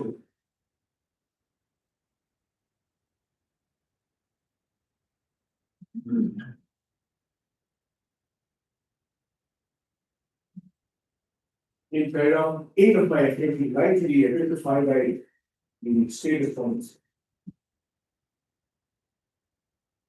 Affidavit of right, you get identified by the state response. I just want to counter this point. Yes. Paragraph 8, that the statements in paragraph 9 of the affidavit of was misleading as well as misplaced. It was in the exigency of the circumstances, especially the inability of the state response to provide any funding, that the members of the dispensation in the DMC decided to raise funds for paying the pending salary. In this decision, all the members of the ruling dispensation, including the respondent, acted collectively. It is very convenient for the state response to now attempt to affix responsibility for this act taken in public interest on the issue. It was a joint decision actually, man. It was not a decision of the respondent of the petitioner. It was a collective decision. Then, a further point in option, in the affidavit filed by the respondent number 4, a declaration has been filed, which the respondent number 4 relies upon, and a declaration of 3 councillors, worship. But you see, these statements are made as per the affidavit, it is made on the personal knowledge. Yes. You refer to this and don't bring documents on record. Doesn't help you much. We shall know. This para 8 you were reading, para 8 in your affidavit is not verified to be true to the records. It's true to your knowledge. An affidavit reply, you know, if you go to the law to proceed, at paragraph 13 of my affidavit reply. 8 is true to my knowledge. Yes, no. So that is my requirement. We understand. But it doesn't make it a matter of record that all people participated in the decision. So they are meeting my law. That is the point, my lord. All of us were then meeting. Records will be questionable. It will be on the basis of information received. But this is knowledge because all of us were there in the meeting. All of us decided collectively. All of us decided collectively, my lord. Unfortunately for us, my lord, in the laws maintained by the authorities in the state of Nagaland, we are very simply in the way we record our minutes. Very simply. Who are in bookkeeping. Yes. No, but there also you have an issue, small problem you have. But my lord, as far as 103 is concerned, my lord, no action has been taken on the basis of 103 as far as the state is concerned. And the basis of their action is something else altogether. The basis of their action is something altogether. And very conveniently, my lord, the letter of 7th January is now being disposed by the respondent number 4. Very convenient. The letter of 7th January is being disposed by the respondent number 4. But you should kindly see page 44 of my petition. Page 44.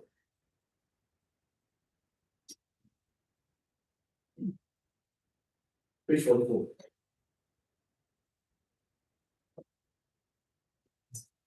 This is the first letter of the Chief Executive Officer keeping my order in abeyance.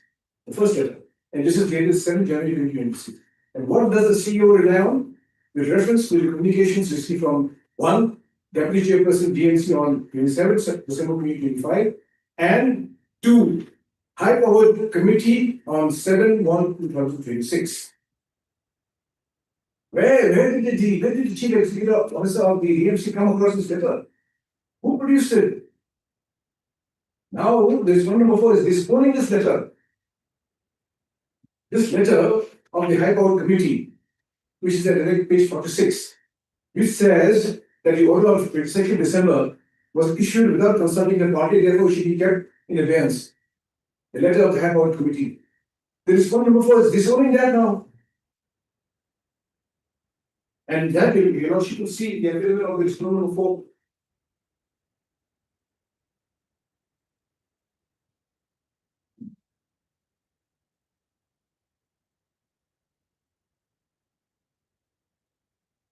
But you could see that in paragraph 6.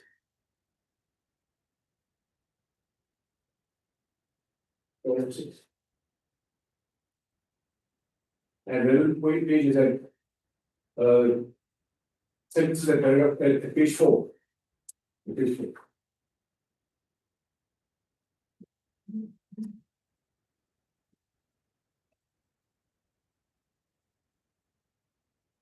The existence of the purported letter dated 7126 was not in the knowledge of the department till the date the chief executive officer names issued the letter dated 7126, keeping in advance the order dated 2024. Therefore, the contention of the writ petitioner that the purported letter dated 7126 was submitted by the department is brutally false and misleading. How did the chief executive officer get this letter of the High Court Committee? The letter which was forged, fabricated. When the action proceeded at the instance of the respondent number 4, how did the CEO get this letter? And the respondent number 4 is not disowning this letter.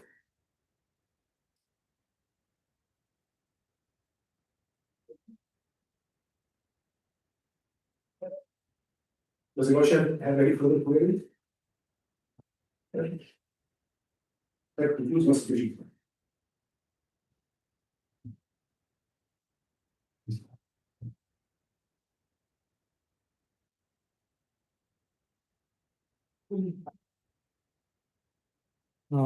Heard Mr. A. Zimovi, learned counsel for the petitioner. Also heard Ms. V. Sukri, learned additional advocate general for the state respondent numbers 1, 2, and 3, and Mr. Dima Wapang, learned counsel for respondent number 4. Next, by filing this writ petition under Article 226 of the Constitution of India,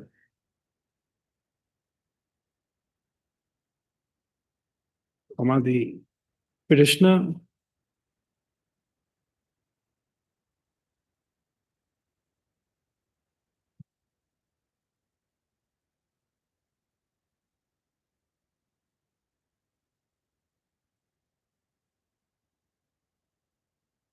who is you are chairman of the Dimapur Municipal Council.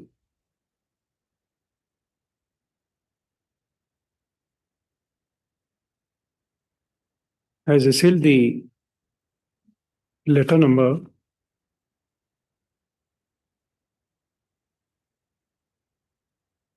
page 55. Letter number so and so dated 23/1/2026.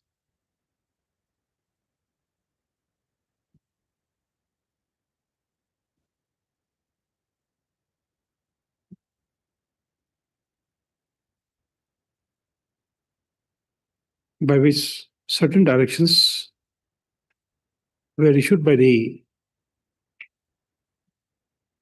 Additional Secretary to the Government of Nagaland, Municipal Affairs Department,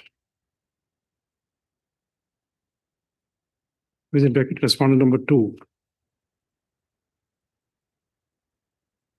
Next, madam.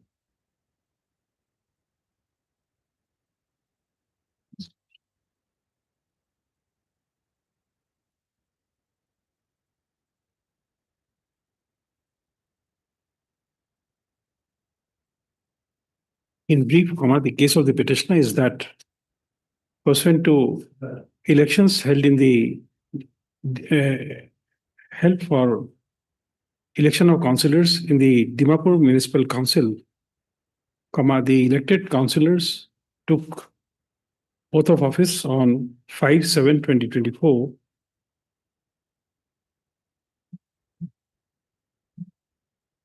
Stop. The petitioner was elected as the chairperson. It's called chairperson or chairman? Okay, as the chairman of the Dimapur Municipal Council.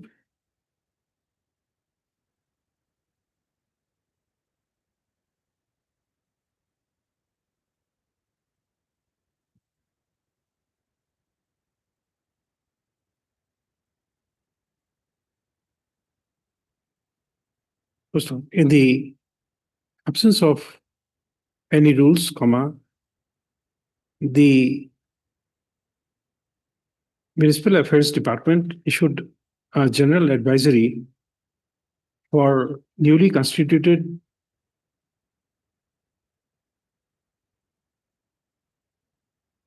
urban local boards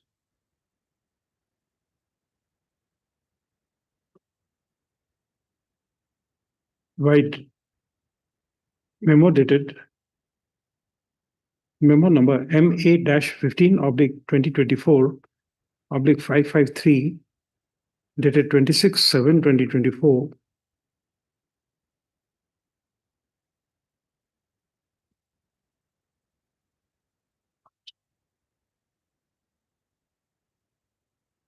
comma, which amongst others, comma, envisages setting up of committees with conveners and members. And accordingly, in terms of the said general advisory of the guidelines, comma, the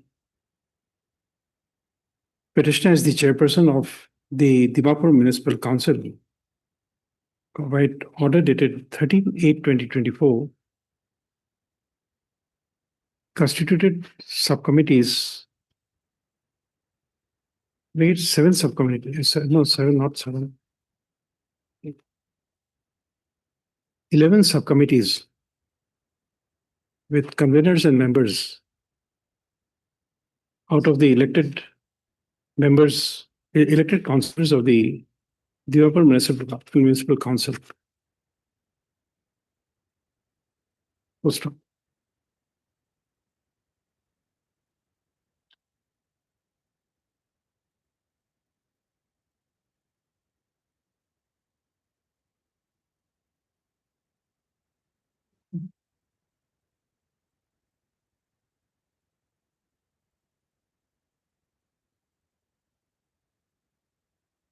Next paragraph.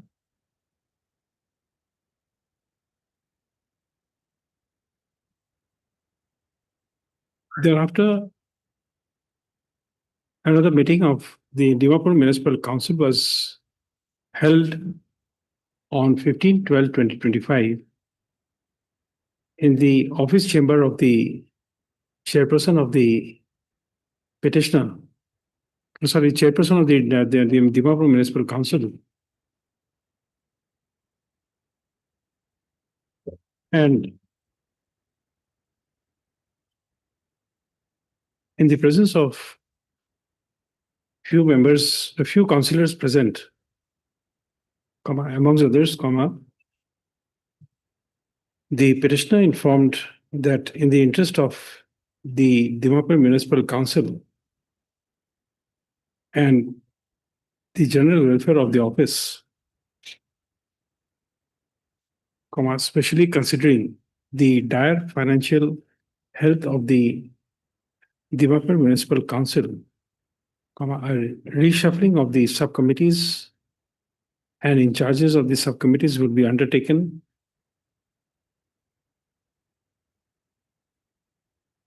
as agreed to by the members present.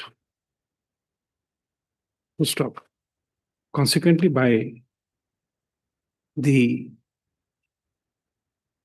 an order dated, order number, page 42, TMC/G-1, sorry, within bracket CP, bracket close, oblique 2024, oblique 256.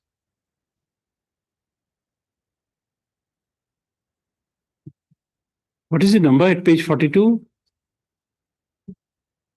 2561-562. 2561-562, dated 22/12/2025, comma,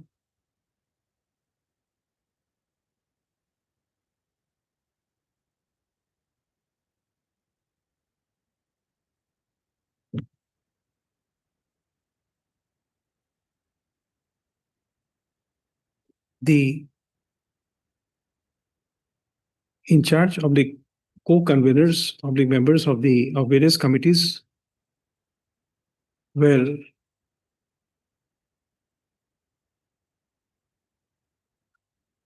reshuffled.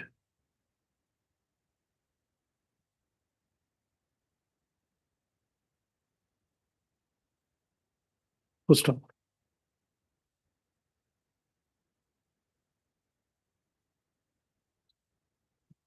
Without referring to the various communications, it would suffice to mention that the Additional Secretary to the Government of Nagaland, within bracket respond number 2, by the impugn order number MA/DMC-01/2026/450 dated 23/11/2026,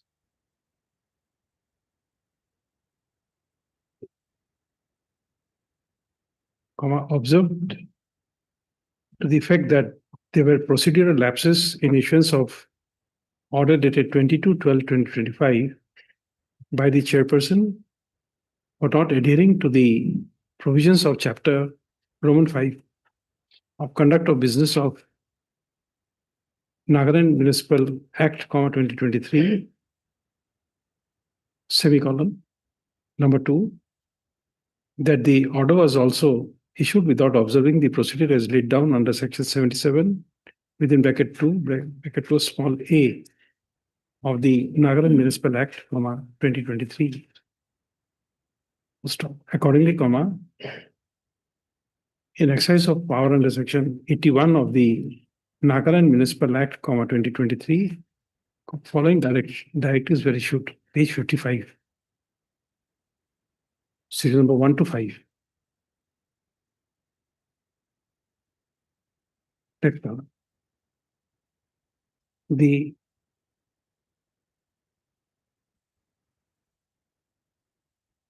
next paragraph. The learned counsel for the petitioner has submitted that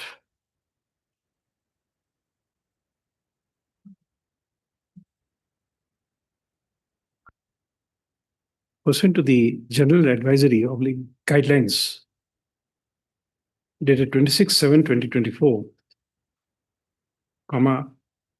the petitioner, as the chairperson of the Dimapur Municipal Council, had issued the order dated 13/8/2024, appointing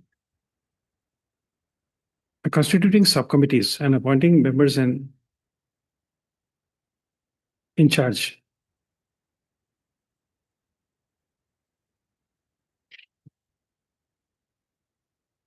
Stop. It is submitted that there is no provision in the Nagaland Municipal Act, 2023, for laying down a procedure for constitution of the subcommittee or for appointment of its convener and members.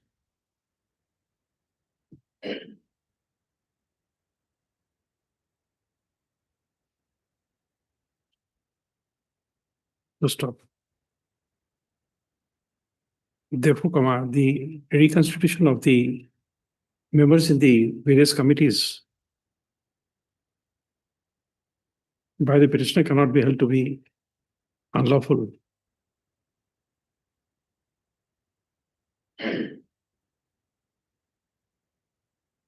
So as to warrant interference from the state.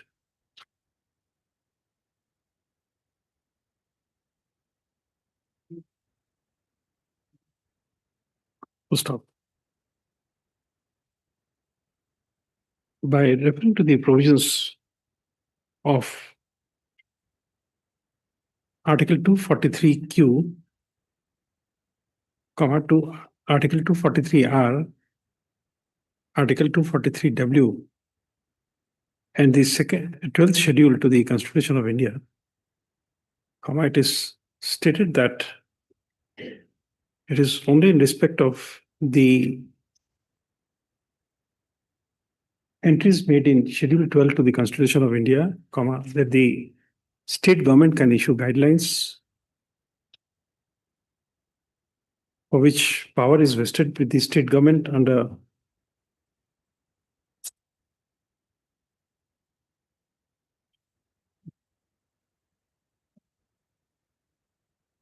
Section 81 of the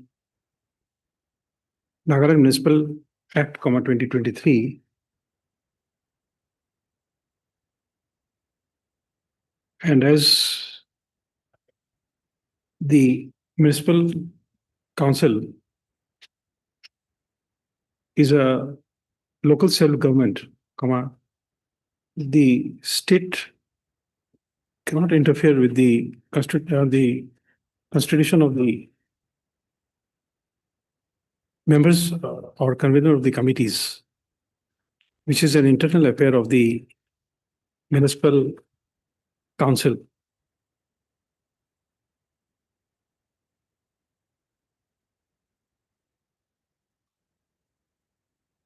Full stop. Accordingly, it is submitted that Chapter 5 of the Nagaland Municipal Act, 2023,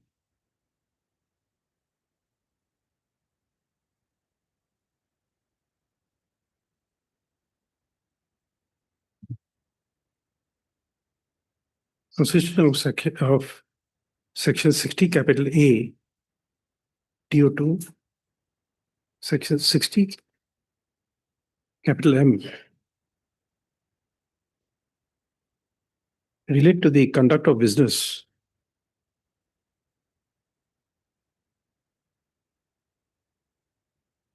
and do not relate to the appointment of members and as conveners and members of the committees, which according to him is the matter relating to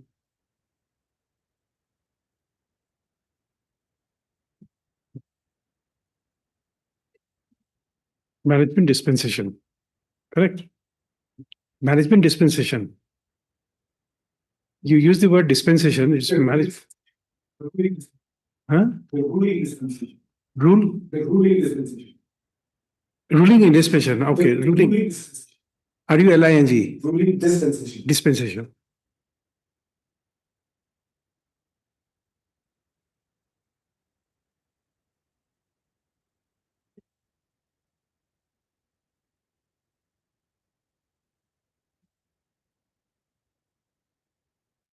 Stop.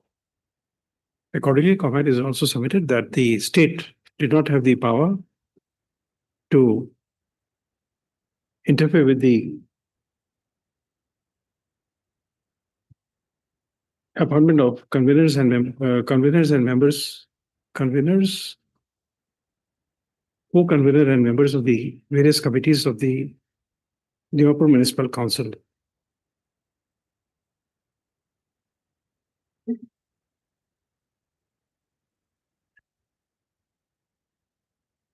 Next, madam.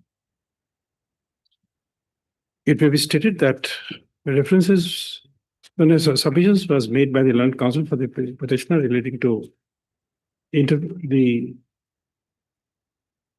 interference of the political parties. So, however, the same is not the matter in issue and therefore not referred to in this order. Next paragraph. For contra, the learned Additional Advocate General has submitted that from the contents of the meeting minutes of 15/12/2025, it would be apparent that the business or agenda of the meeting was not specific. And accordingly, a decision could not have been taken in the said meeting for reshuffling of the subcommittees and in charges of the subcommittees. Full stop. It is submitted that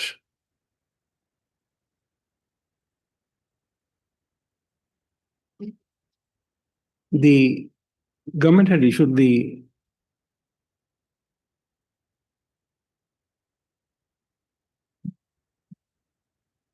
general advisory of the guidelines for newly constructed urban local bodies, which did not prescribe for reshuffling of the committees with conveners and members. And therefore, the petitioner had no power or authority as a chairperson of the Dimapur Municipal Council to undertake reshuffling of the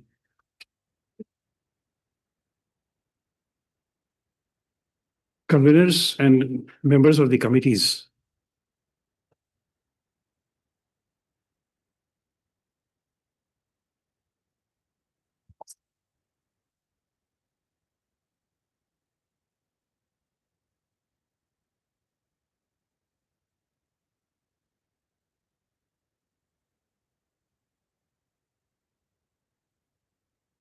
First off, it is also submitted that it was reported to the government that at the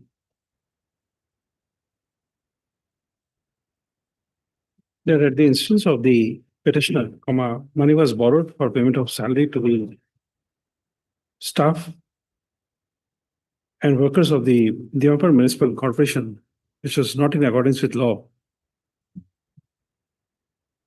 and not in accordance with the provisions of Section 103 of the Nagaland Municipal Act, 2023, prescribing borrowing power of the municipalities. And accordingly,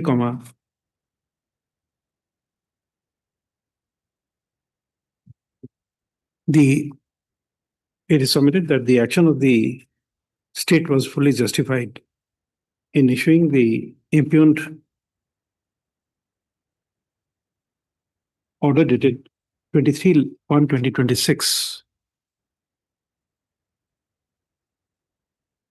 First off, it is specifically submitted that the petitioner, as the chairperson of the Dimapur Municipal Council, had no power to allocate portfolios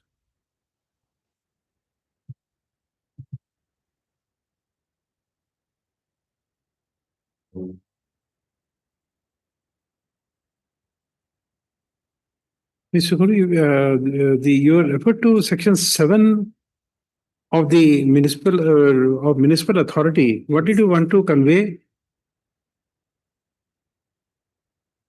You had referred to Section 7, 6. Para 9. Page 9, para 14. Page 9, para and the relative portion is and page 10.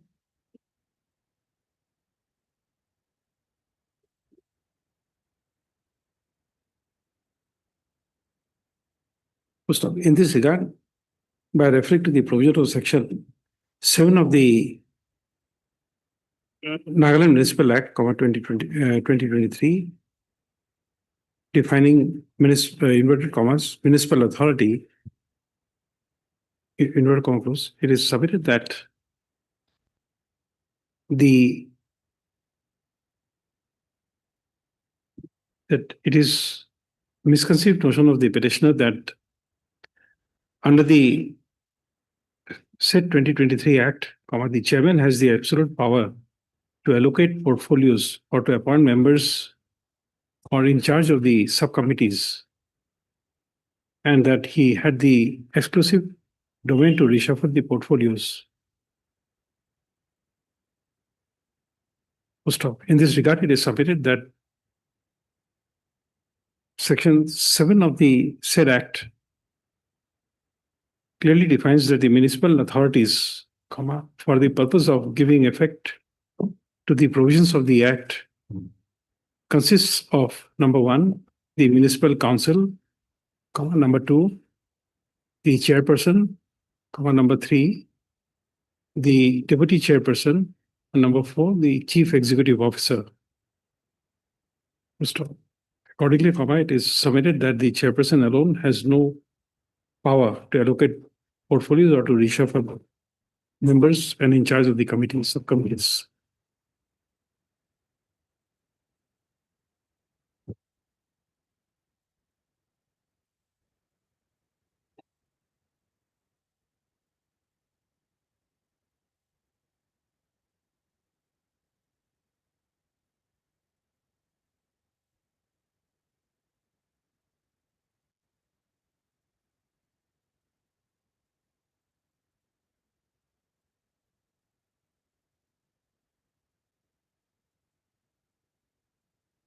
It is further submitted that in paragraph 4 of the affidavit in opposition filed by the respondent number 4, specific stand was taken that the earlier order dated 13/8/2024, constituting subcommittees and appointing in charge and members of the committees was done by the petitioner after thorough deliberation amongst the councillors of the Dimapur Municipal Council, as well as by taking into consideration the advice rendered by the senior political party leaders. Accordingly, has justified the passing of the impugned order. Next paragraph.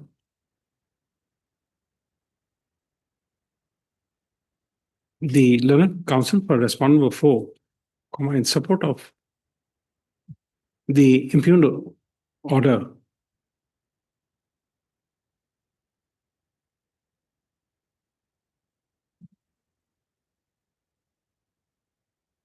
has reiterated that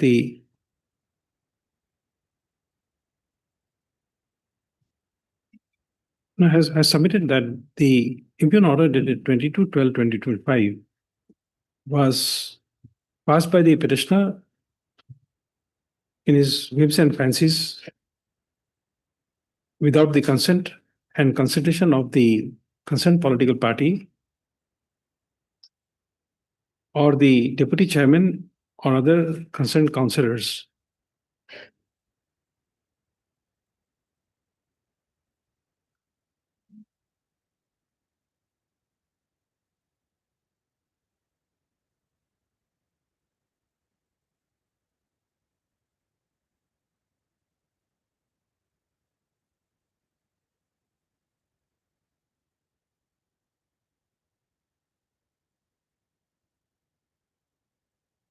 Accordingly, it is submitted that not only the petitioner and other councillors moved the president of the concerned political party, but also moved the chief executive officer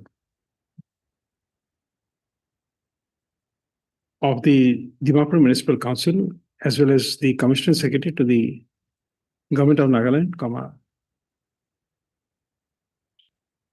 UD and MA department for interference.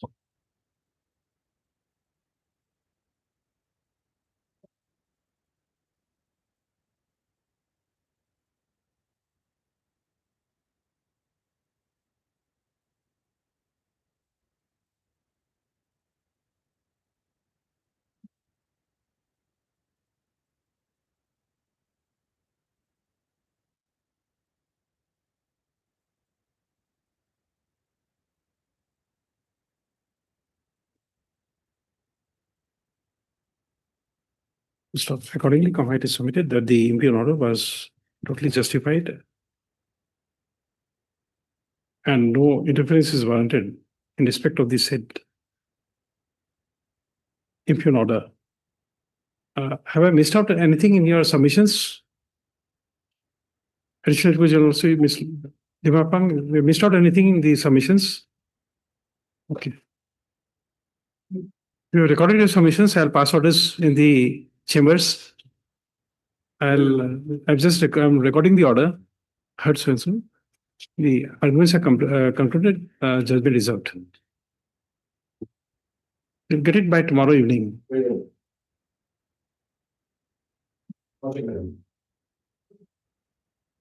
Because at times we make mistakes. In open court, I can ask you if there is any clarification required. But after I close it, at times it becomes difficult because this is the subject is new.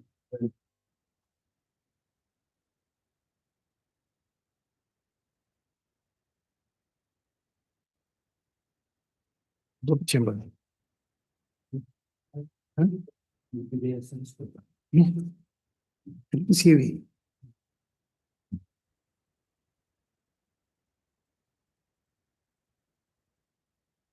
Oh, acha, Mrs. Yumi went out. Just a moment. These citations were given, I forgot. Nobody pointed out. In the petitioner, in support of his submissions, the learned counsel for the petitioner had cited 3 cases. This is 1, 2, and 3. One is only this, 2 and 3. No, you did not point out. You gave 3 citations. You gave 3 citations. You did not tell us. So this will be entered. Just tell Mrs. Just tell the additional provision.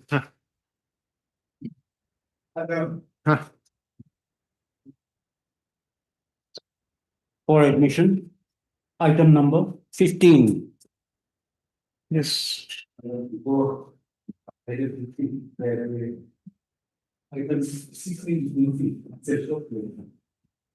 let us go serially. Huh? Because next item will take time. This is for addition. And the item number 15 to 20 is for orders. Doesn't necessarily short order to be transferred. Okay. 16. Okay. Here, it has come for orders because in item number 19, that is WPC 43 of 2025, I was directed to, I was allowed to Just see the other files.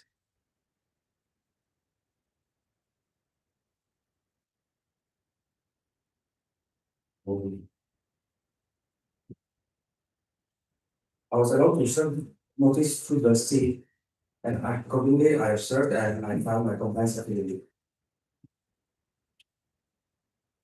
I filed 3 to 9. 20.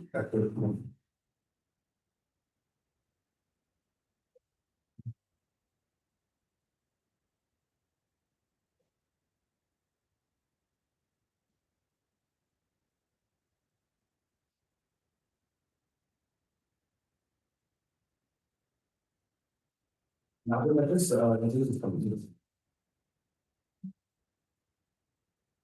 These 3 to 9 are respondents in other cases also. Lordship, same response.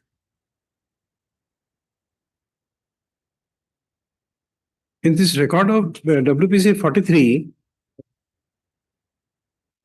where is the amendment? The cause title is not seen to be amended. I've already amended it.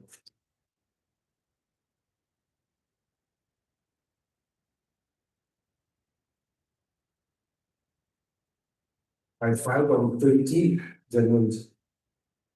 Please see. Hit this one, show it to him.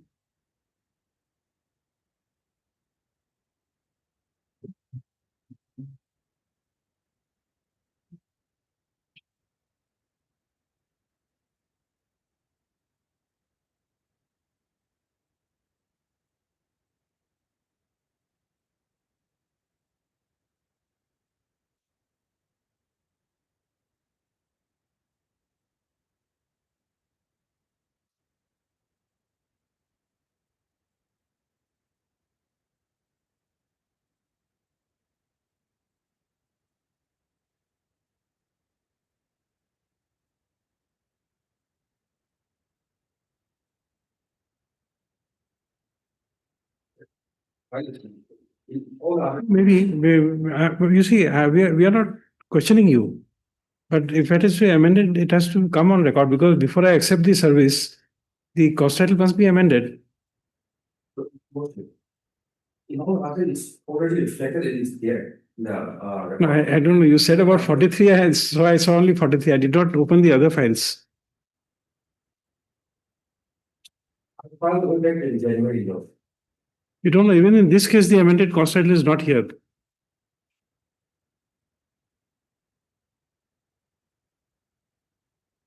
You see what is happening? Even here, the amended cost title is not there.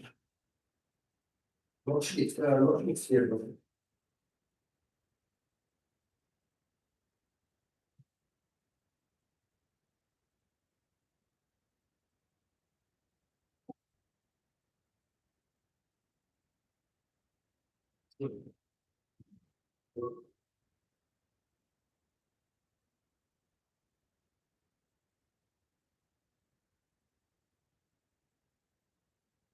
Okay, but this must be made a part of record. Here you don't stitch it here along with the repetition, no. This speech along with the orders. It must come here. Otherwise, I will not know. It's not, it should be annexed here in the top.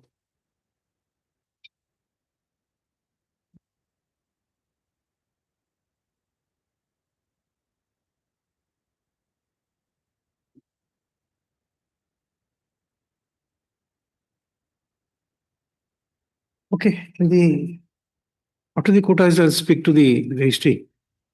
It should be made a part of, it should be tagged with the rate petition. Otherwise, I would not, otherwise, I would make a mistake.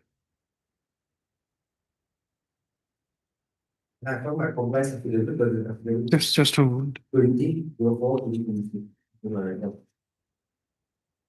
After Isaac asked the registrar judicial, whoever is he in charge of this, meet me, in chamber, not here, in the chamber.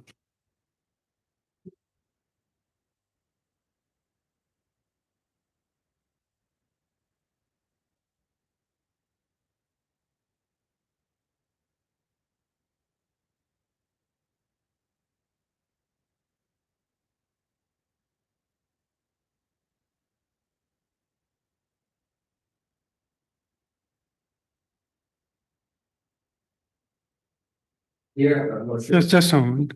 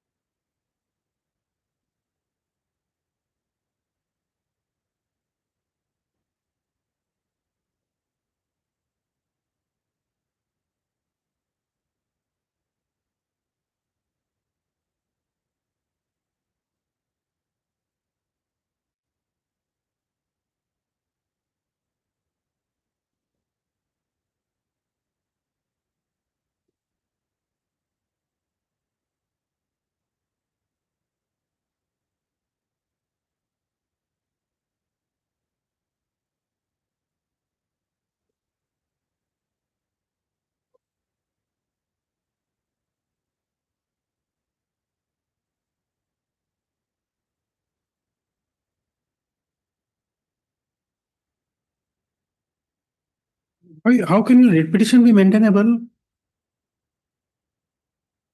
How can your writ petition be maintainable? We're challenging the order passed by FTC. No. This is a collateral challenge to a decree passed by a civil court. You see, there is a decree of the civil court. Civil court gave a direction to the authorities to do the Amin Commission and to pass orders regarding the possession and the land. There's a civil decree. So pursuant to that, the commission went and passed the order, and accordingly, the decree in regular course, a decree is executed by way of direction to the revenue court. So that was given and decree is executed. Now, instead of challenging the decree, you are challenging the order passed by the deputy commissioner in connection with the survey. Since I was not a party to the suit. But still, you will have to do it. How can you challenge a collateral? Make a collateral challenge? Your Lordship is a case where no degree has been passed. Hmm? No degree passed, Your Lordship. No decree passed. No degree. No, but There is no degree and alternative passed, Your Lordship. Okay, I learned this, but then where in civil suit, I was not a party, but then no degree has been. no. If you see, if you are not a party and you are affected by it, then the decree is a nullity. You will still have to move the trial court. The writ petition, we can't touch it. What I'm saying is, Your Lordship, no degree has been passed, and then the order passed by the deputy commissioner, it amounts to execution of it. Correct. Execution of it. So that has to be challenged under 47. Well, by an executing court, that is different. But here, by an administrative order, deputy court. You see, I have a very simple answer to that. No. Have you read the judgment of EA?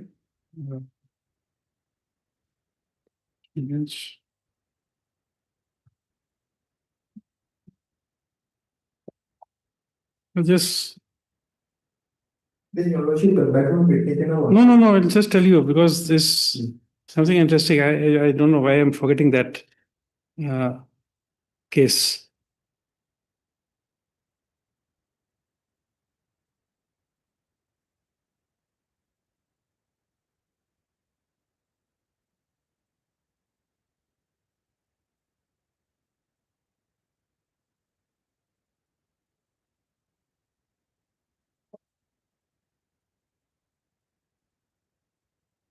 Constitution bench judgment.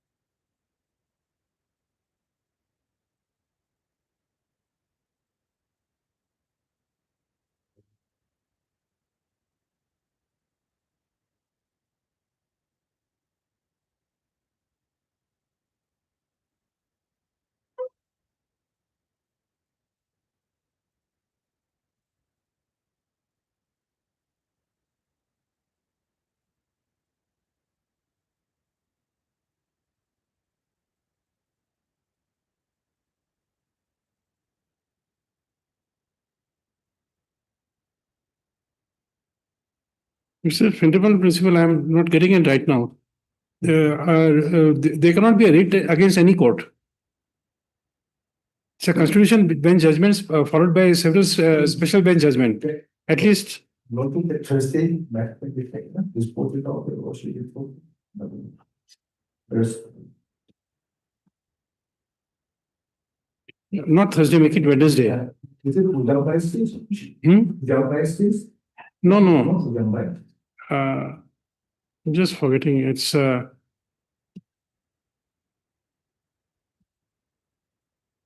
your Roshi will be here till next week, Monday, we can fix it. just slipping my mind. It's I don't know. I could have forgotten it. It's a constitution bench judgment that there will be no writ against a court. So therefore, you see, that's why we challenge the challenge under the against the order of the civil court or any other courts are taken up in revision. In a writ cannot be issued against the order of the court. Similar Ujambai case also, there's a constitutional bench. Any order passed by a court, by for the judicial or by a civil court. Even a nullity has to be challenged under 47 if it's a civil court decree. No reply. No writ lies. Ujambai's case also that same. I don't know that, but I don't know why I'm missing it out. And normally it's always there in the mind, but today I'm forgetting it. Submission, your secretary, of course, you also suspecting there is purely an administrative order. There is purely an administrative order. The order is not judgment. There is. There is no decree. Is there a statement here? Yes, no, pure and verify I report this for the particular case.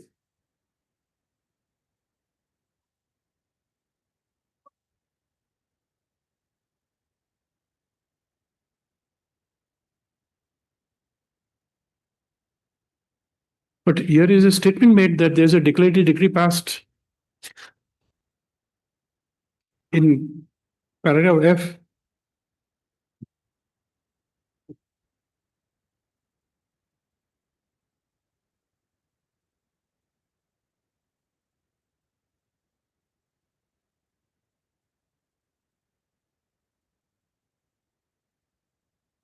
And in paragraph 5, you say it is stated that enforcing execution of a common judgment dated so and so passed in decree. So you are referring to an execution.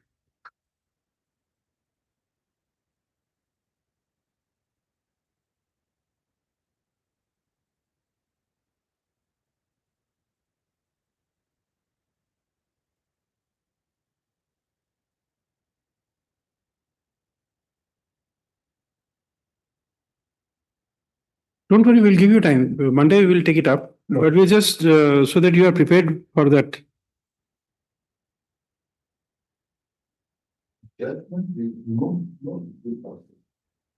Paragraph 5, you see, you have stated that paragraph 4, it amounts to execution of a decree. Paragraph 5, it states the enforcing or execution of a common judgment passed in declaratory decree. I'm having the brief of WPC 43. Yes, 43, Page, it starts from page 8, paragraph 4. Fifth line, you have said it amounts to execution of a common judgment and decree. Common judgment. Paragraph 5, you say enforcing or execution of a common judgment.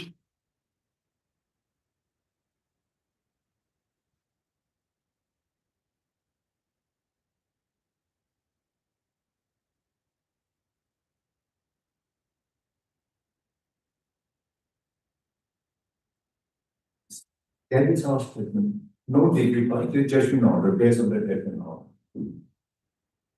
So the decree commission has acted as an executing court. And to the best of my knowledge, petition knowledge, no executing petition has been filed. No petition.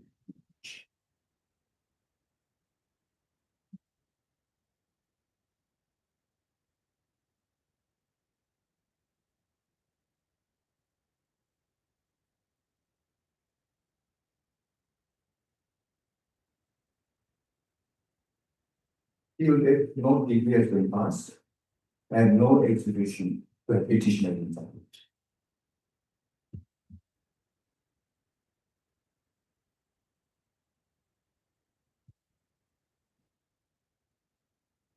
Okay, we'll accept the service. We are taking it up on Monday.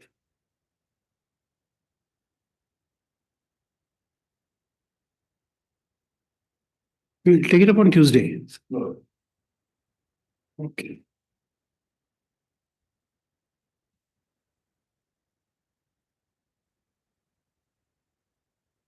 But Mr. I'll record your name.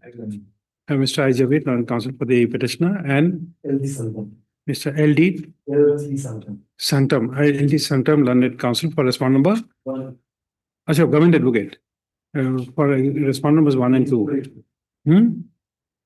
Additional, sorry, I'm sorry. Additional advocate general for respond number 1 and 2.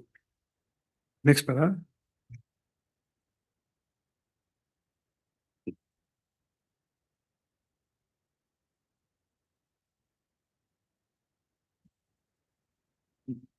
The petitioner has taken steps for service of notice upon respondent numbers 3 to 9 through Dusty service. First of all, it is stated that the respondent number 3 declined to accept notice on the ground that she is not a member of the concerned family. And the notices were served to respondent numbers 4 to 9 personally.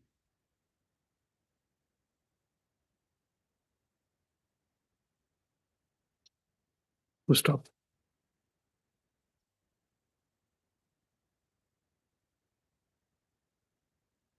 Here, what is the date on which you made service? You have not stated. The date on which you served is not stated. There is date, the signature and date is there next to. In the bottom, it should also be 7/4/2026. Page 6. The next will be 1. But then there is another difficulty. Mr. Jamil, I think you will have to come. There is another problem.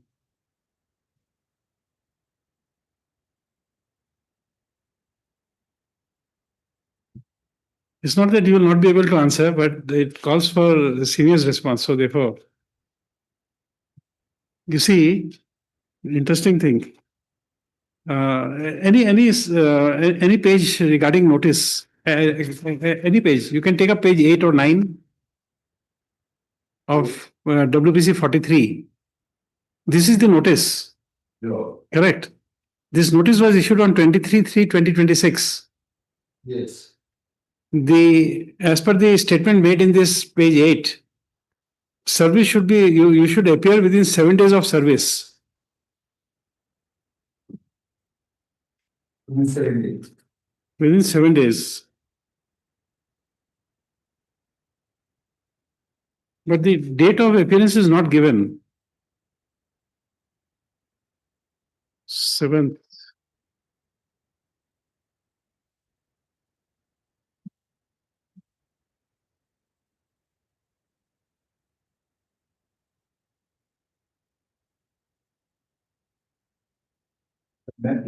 This is not good. Directly that one or within 7 days of service of this notice. Date of appearance is not given. Okay, let it be. We'll accept the service. Accordingly, if you have the said affidavit, notice is deemed to be duly served on the respondent numbers 3 to 9. So none appears on call for the said respondents.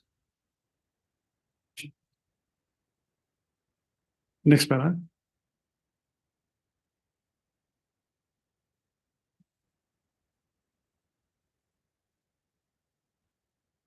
It appears from the nature of challenge made in this writ petition that there is a judgment, an order passed by the Principal District Judge, Dimapur, dated 12/7/2021, passed in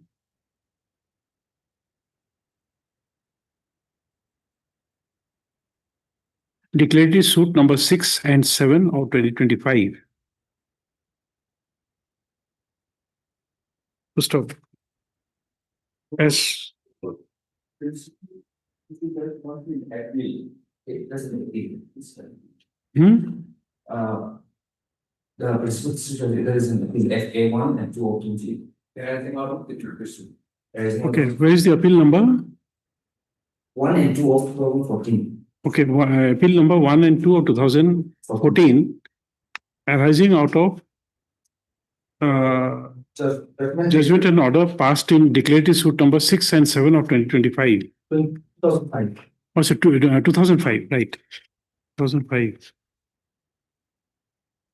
First off, it appears that the DLRSO was directed to carry out joint spot verification in presence of parties, and the grievance of the petitioner is that without there being a formal decree passed, the judgment and order of the court has been executed. Accordingly, it's submitted that it amounts to execution of the decree. Well, there is no decree prepared. Next paragraph. List the matter again on 5/5/2026. Notice upon the party has not been deemed served. We've already passed that order. And this will come in all the cases. Item number? With respect to item number 19, this is with respect to item number 19. And 16 to 20 are item number 16 to? 16 to 20. Then another matter, challenging the same order. 16 to 20. 20. Okay, same order.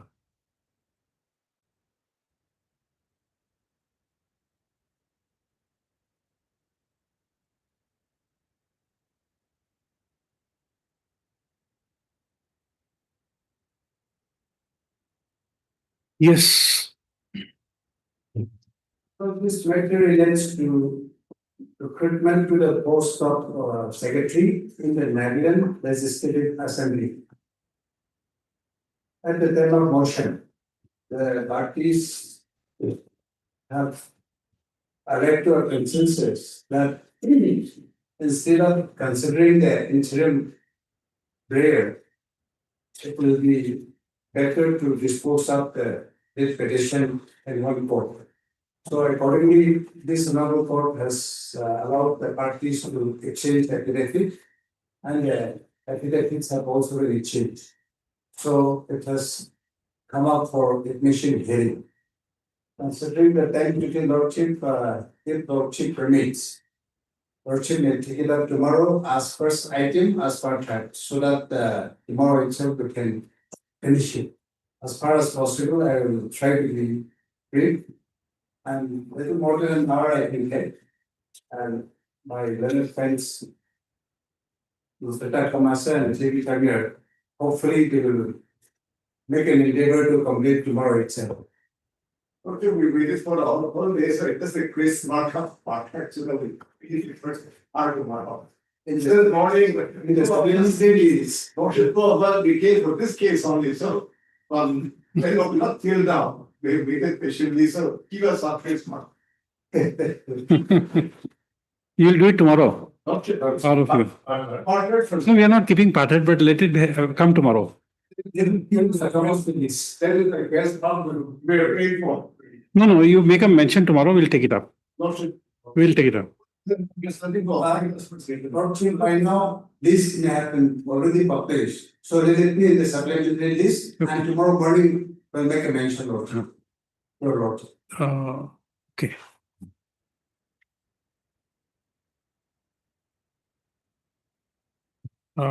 Mr. C.T. Jamil Lanet, Senior Counsel for the petitioner, Mr. Takamasa Lanet, Senior Counsel for the respondent number 4, before that, you write Mr. T.V. Jamir, learned. No, you are the additional advocate general. Acha, the learned counsel for respondent, senior counsel for respondent 1, 2, and 3, and Mr. Takamasa, learned senior counsel, appears for respondent 4. Next para. As agreed to by the learned senior counsel for the parties at the bar, list the matter again on, make it tomorrow.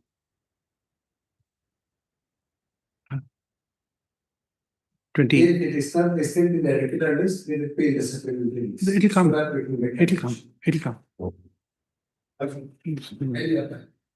But if you want a hearing tomorrow and a disposal, please make a short note and give it to me. Don't make it a very elaborate, only bullet point of your submissions. Give it in a small, concise form. The bullet points of your argument. Then I don't have to spend time in making notes. Along with case citations, if you have any. We'll take it up definitely. Some motions may need some accommodation, but that will take it up. That's all. I'll try to find out that judgment that I don't know how could I forget it. Is a constitution bench judgment? Yes. And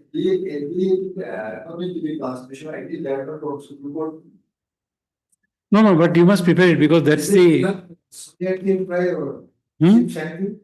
No. Before that, it's a constitution bench judgment. I'll have to just open up my notes and then find it out.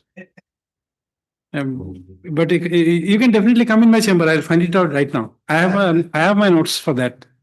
I'll give it right now. No, because you see, since you prepare it, you will become prepared. It will be beneficial for us. Whether a collateral challenge can be made to that. So that's the issue. That's why that constitution we are trying to give it. Please come in the chamber. I'm giving it right now.